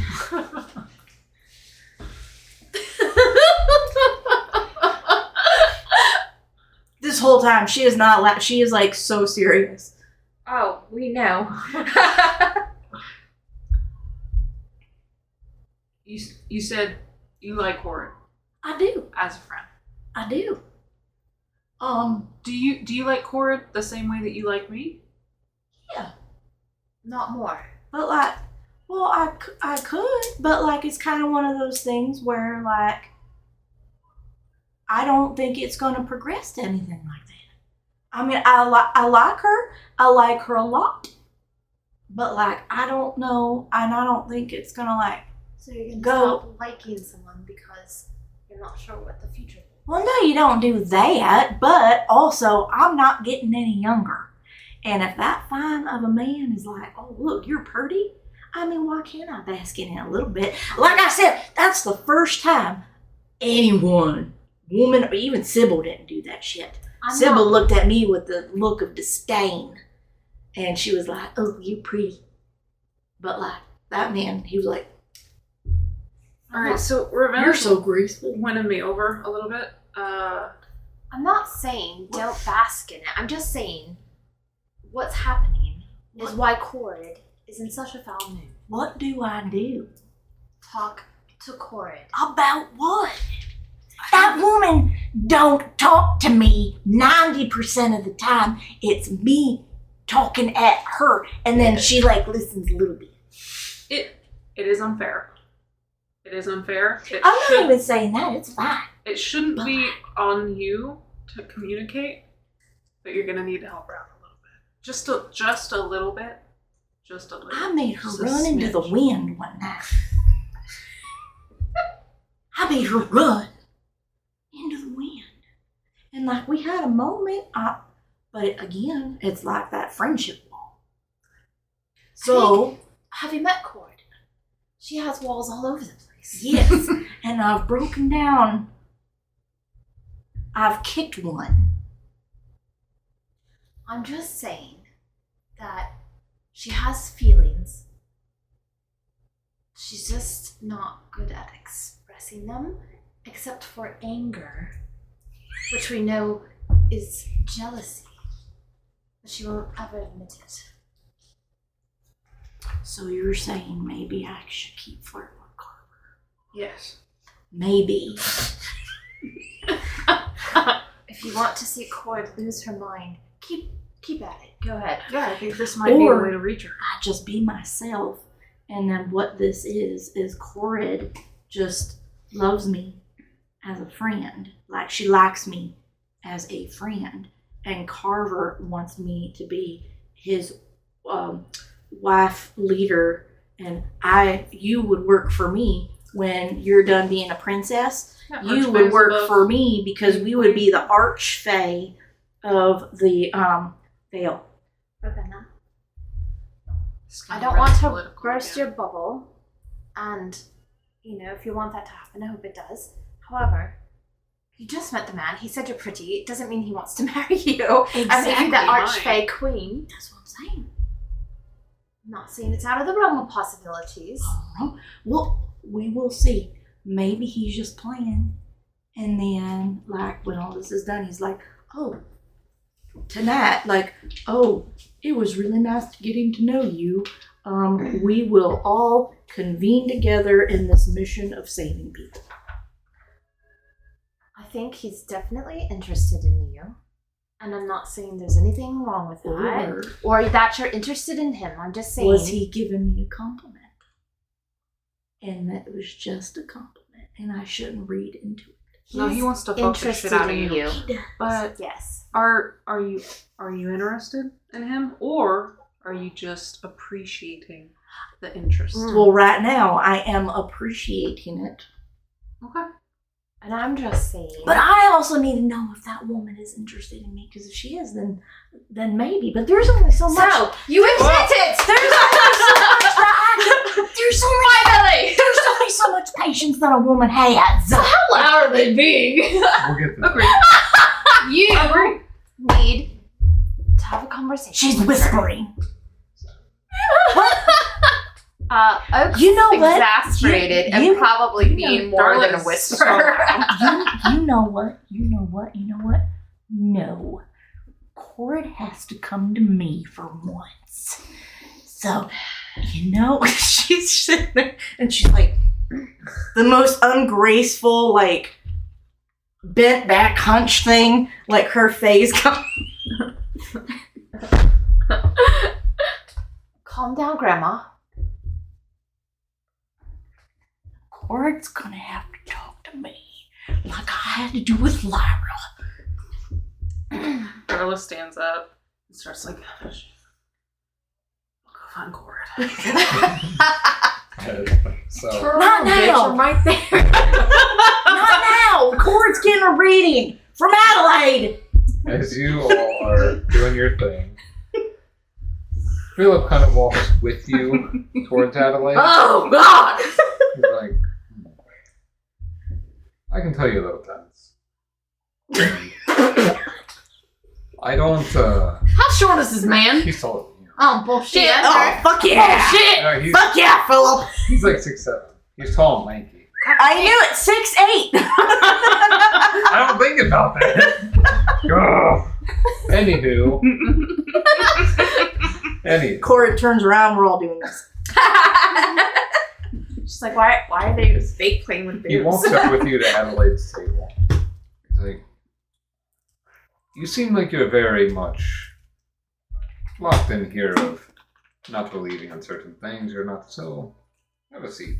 And he like taps his cane on the ground. Oh. So when you have a seat. What did the cane do? Go see. Ugh. He stands there just watching towards them. And Adelaide's in there, and you can hear her. But when he taps his cane on the ground and you sit down, you can't hear the outside. Ravenna don't know it, but she's gonna be like, thanks, Philip. Adelaide's like, I don't want you getting distracted. I know you have really good hearing. So, Philip's a girl's girl, man. as she gets the cards out and does the planchette, and a slight like golden glow goes over them, she's like, Corrid, are you doing okay? Yes. That's a good try. I'm fine. As she's shuffling them up and just kind of like, she's got a smirk on her face, not like a mean smirk, but just kind of like shaking her head, and then card flies out. Picks it up. Looks at you for a moment. Turns it upside down. She's like, fierce warrior steering the chariot. Typically, this means you know you're heading in the right direction. Meaning that you keep going forlorn in the way you're going. But this one, she's flipping it reversed. The chariot's always about drive and focus, a whole lot of attitude. You're a hunter, used to charting your own path, shooting straight through the nonsense, but reversed. It means you're fighting for control in a situation that is wildly off the rails. Your instincts are sharp, but right now, you need to loosen your grip a little bit.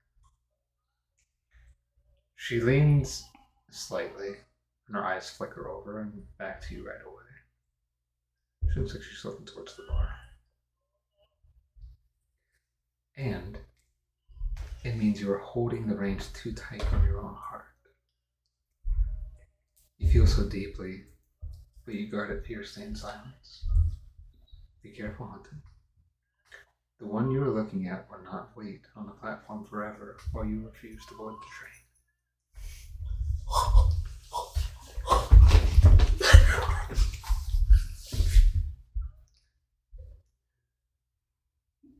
Do you have any other questions for me or anything? How do you? This? Let's just say I tap into the other side, the veil of things that have passed, different energies, deities, if you believe in those, just depending on what it is. It's not always that. Spirits, those who've passed, just all the things. They see more than we do, the ones who pass on. They're not allowed to give all the information, but they can give you hints, tips, ways to guide you forward, so that way you choose what's best for you. That's why, like your friend was saying, they are cryptic, usually. They can give a little more detail than on some, as long as it's not telling you exactly what to do, I guess. But it's usually to help keep you on the path you need to be on. Can you do that with anybody? Absolutely. As long as there's a message to be said. Do they have to be here?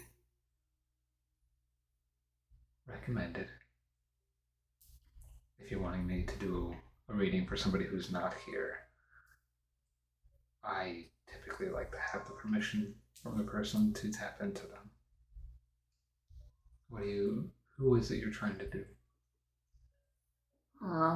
Corrid just kind of gives her a look for a second. It's like, everybody just knows everything. So she just kind of expects this wonderful woman to... I'm not a mind reader. The only reason I knew your name is because of Carver.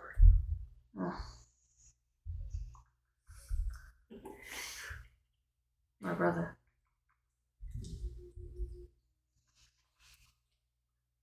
And she's sitting there and she's like focusing for a second. I don't think I can get to that one. Something a little darker resides around him.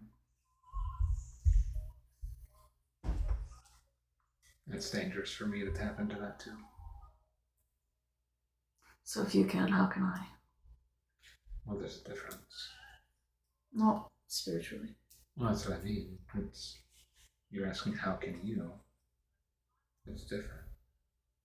I'm trying to go there energetically, spiritually. But if I do that, I'm tapping into whatever that dark force he has. And that's dangerous for me. You, however, you're a physical being. So is he.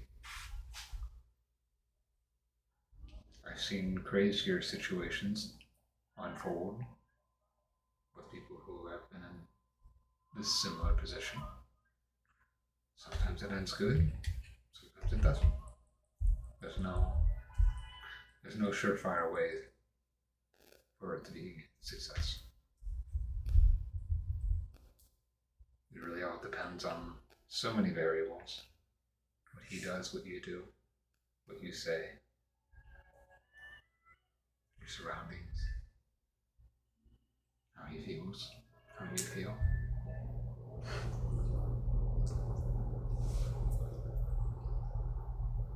Alright. Do you have anything else?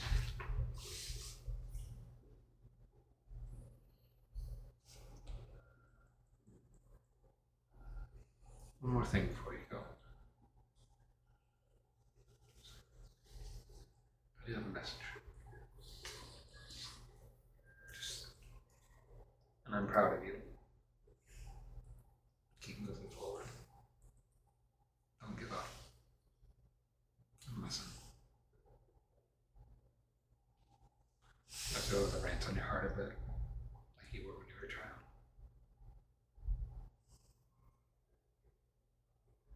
And she kind of like get a feeling about like who. Yeah, you definitely would. You love your mom, Mm-hmm. and you were close with your mom, but your dad was your rock, and you can definitely tell that from him. Okay.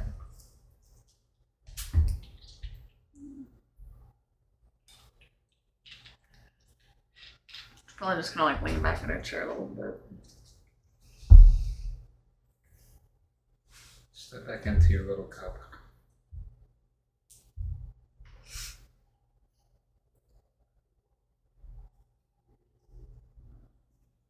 She'll just kind of like nod at her, like a thank you nod. With that, you end up getting up.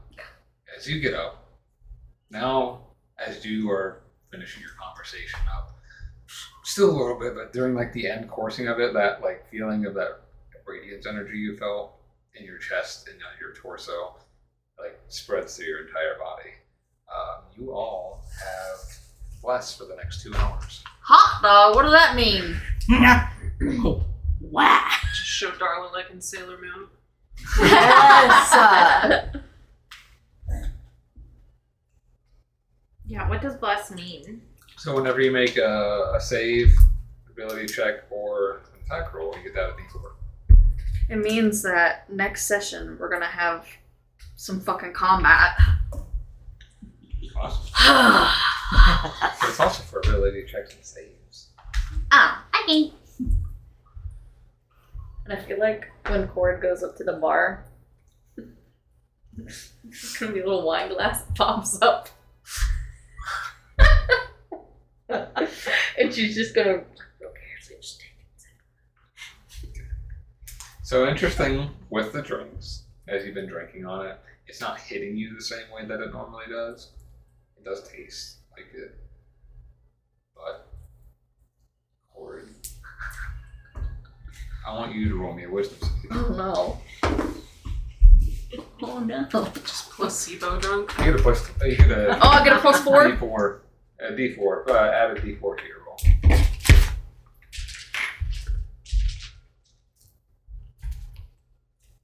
By that time, like, Ravenna comes out of her contortionist, like, she sits straight up. She's just staring at Oak and Darla. 11. Okay. You get the wine, and it tastes like normal wine. And mindset is just like, you don't normally get wine, and you have a reason for that usually. So, you definitely believe it's going to affect you the same way.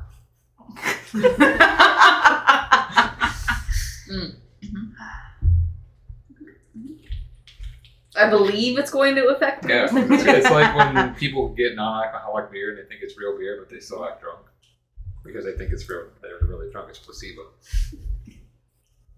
Placebo wine. Yep. Dingy. So as you drink more, you're still going to believe you're drunk. Okay.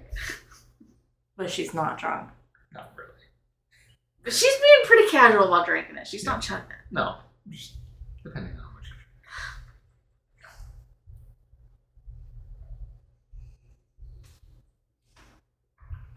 Where did Corrid sit down? Back in...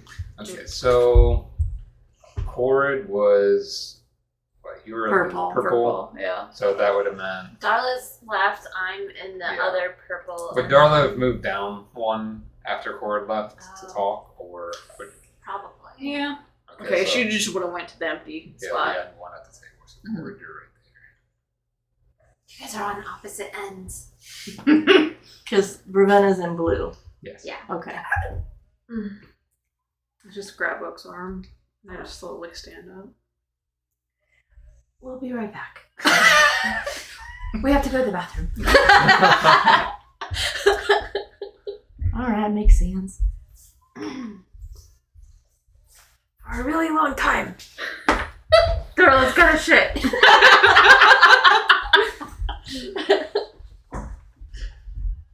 Question is, do you want to actually like try and find people to help, or are we just gonna be at the door just? Yeah. Oh. Night, why don't you stay behind? We're gonna go check out the rest of the train. Now, Knight can stay behind, but if you want to hear, you gotta tap in, which means you lose your sight and hearing. He can tell us later. Yeah. You can talk to me now. Cam, you haven't heard talk very recently. Oh. What does that mean? I'm just saying, you haven't Special heard effects talk to him. I'm gonna say Carver has Before a we mouse leave. train. Night. You're already out the door. Oh. Wow. Which way are you heading? Towards the new trains or the ones from previous? New trains. Mm-hmm. So you head towards that direction. I won't go to new parts of the train. What are You've you- got What are conversations. What are you two doing? As they get up and go, what are you doing? Corrid's gonna just kind of sip on her wine. She's not as tense as before. It's more so instead of like a simmering that she had before, now it's almost like slightly deflated. But you could probably tell that she's not like grumpy. Yeah, she's not seething. Is Ravenna staring? Yeah, How long? like the whole time. Okay. Kind of feel like she'd probably feel it eventually and just gonna look over at you. Are we gonna go hang out? Like, are we gonna go look at the rest of the train? Do you want to? I think we should. How is your reading? Apparently I'm tense. No. What?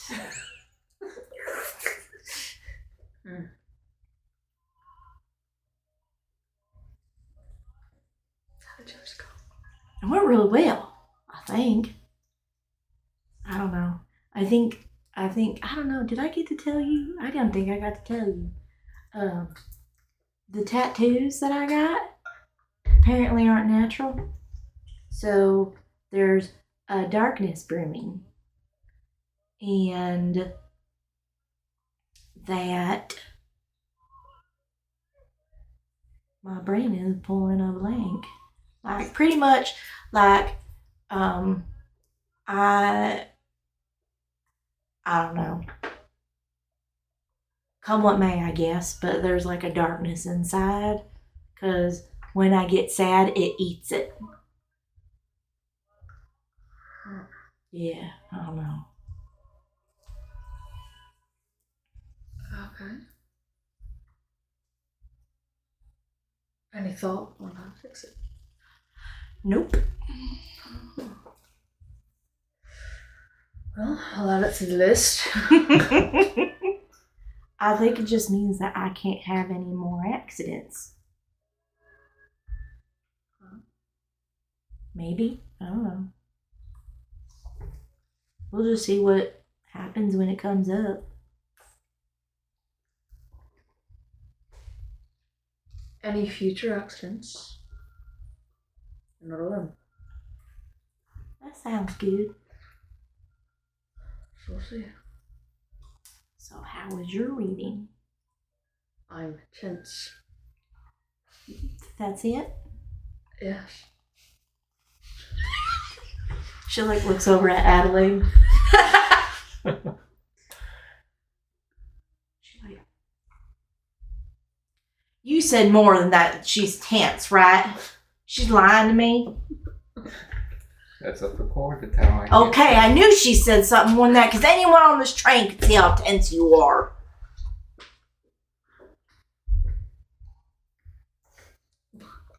Why are you being so loud? I don't know.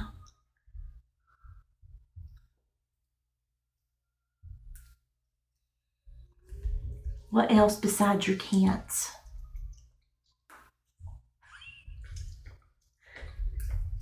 Anything about Nelkir? Anything about Mom and Dad?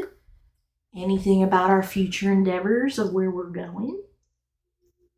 Okay, so like when you said future endeavors, like you could just see like her eyes flash at you for a second, and then she like looks back down.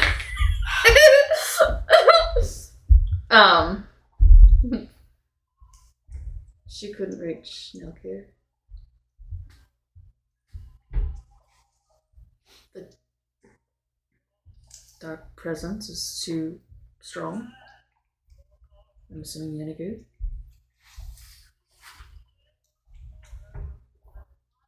I got a message from my father. Oh, that's good.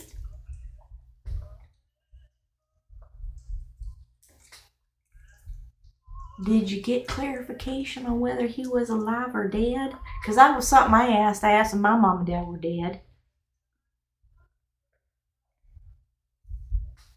Probably wouldn't hurt to ask.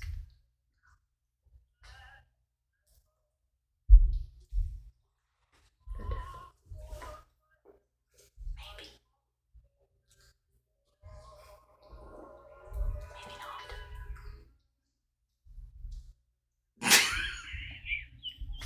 You wanna go? What? You wanna go? All right. Here we go. I thought you said, do you want to cuddle? And I was like, Damn! And then Ravenna's like, okay. Here we go. And Corrid will wait for Ravenna to get up. And she'll follow. So it's Ravenna. You have to go to She the train. goes towards the train. As you head towards the train where Oak and Darla went towards,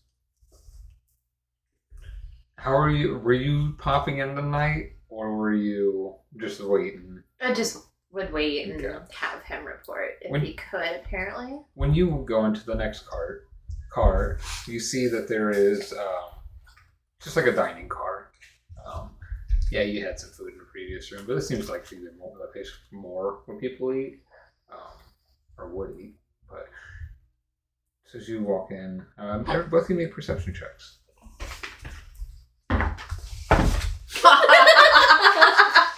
Wow. Pull it out.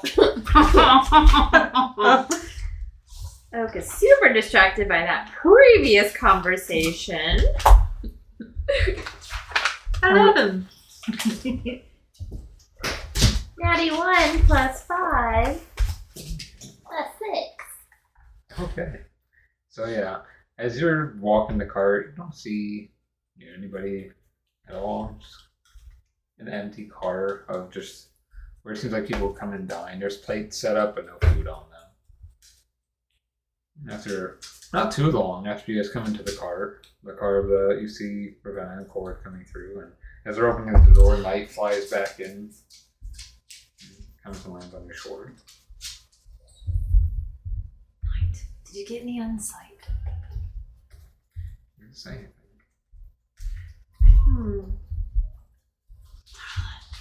Stop talking to me. Okay, I look back, and what are the faces of Corrid and Ravenna? Ravenna has a face of "I told you so." With Okay, her I hand on grab her Oak, hip. sprinting. They get more time alone. We're running. We're running. They're running to the next car. Yes. We really gotta go. So as you both are running towards the next car, We'll run all next 6 cars, baby. So Ravenna and Corrid, you just see them booking it to the next car. What would your first instinct be? Ravenna would look behind her, see if anything's behind, like her and Corrid. We're just staring at you. I don't know. Okay. Okay. Well, she'll take a gander around this car. Okay. As you both are running in towards like the next car door, you open the next one. Like Darla, you run into something very solid and fall backwards. Since you were right behind her, you do too. You just fall on your butt. It's nothing like bad, but fall on your butts. And as you do, you see standing above you, Carver's like, "Why are you running on the train?" We have to use the bathroom.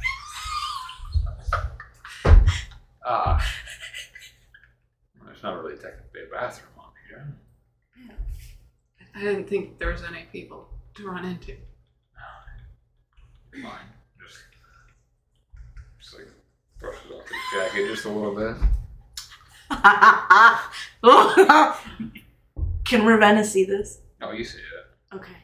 Yeah, like it's not too far. The cars aren't that long, so you can see what happened, and just like he just brushes off his jacket. Not in a way of like gross. It's more like Yeah, right now. He thinks you're disgusting. And he's a That's piece of how I shit. took it. He's a goddamn piece of shit.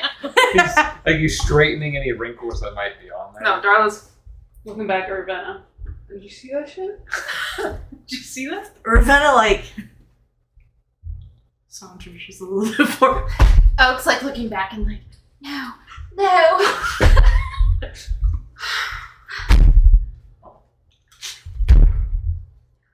She's gonna just She's gonna. reminisce, recollect, take a swig. Just gonna walk, keep it cool. She's cool. It's a cucumber. And as you're on the ground, he reaches out his hand to try to help you up. I'm good. I'm pretty short, so it's not far way up. Just gets up. Did you enjoy your food? Delicious. And talks with Adelaide, Philip. Went well. She is very skilled. Oh, she is. It's one of the reasons I have her on the train. Help me going forward. And hear what you need to. Some of us more than others. What? Well, is there anything else you need? Well, what's in the cart that you were coming from? Privacy. This one, which the door would be slightly open. Cause yeah, so there's like mail. Is that the last car? What did you say? Mail? Mail card. The mail car? Yeah. We're in the mail car. No, that's No. where you're heading. It's the next one. Oh. Okay, Because sorry. they booked it and they ran into Yeah. Carver where Well, I the guess, arrow was I at. guess technically you wouldn't have seen him do it because here's the little door, so you had to like cut a corner even more so as to why. But What are y'all doing on the floor? We were jaunting to find a bathroom, and Mr. Carver here stopped us in our tracks. Well, you had to pee, you had to pee that bad that you just ran off? I don't know if I've seen you guys run that fast without being chased. We have to go. Yeah. that's interesting because you shouldn't have to while you're on here. Well, does it stop the feeling or just the... Oh no, you just don't have to. I like this train. Well, my bad. He's just like looking. No, I felt a cramp. I thought,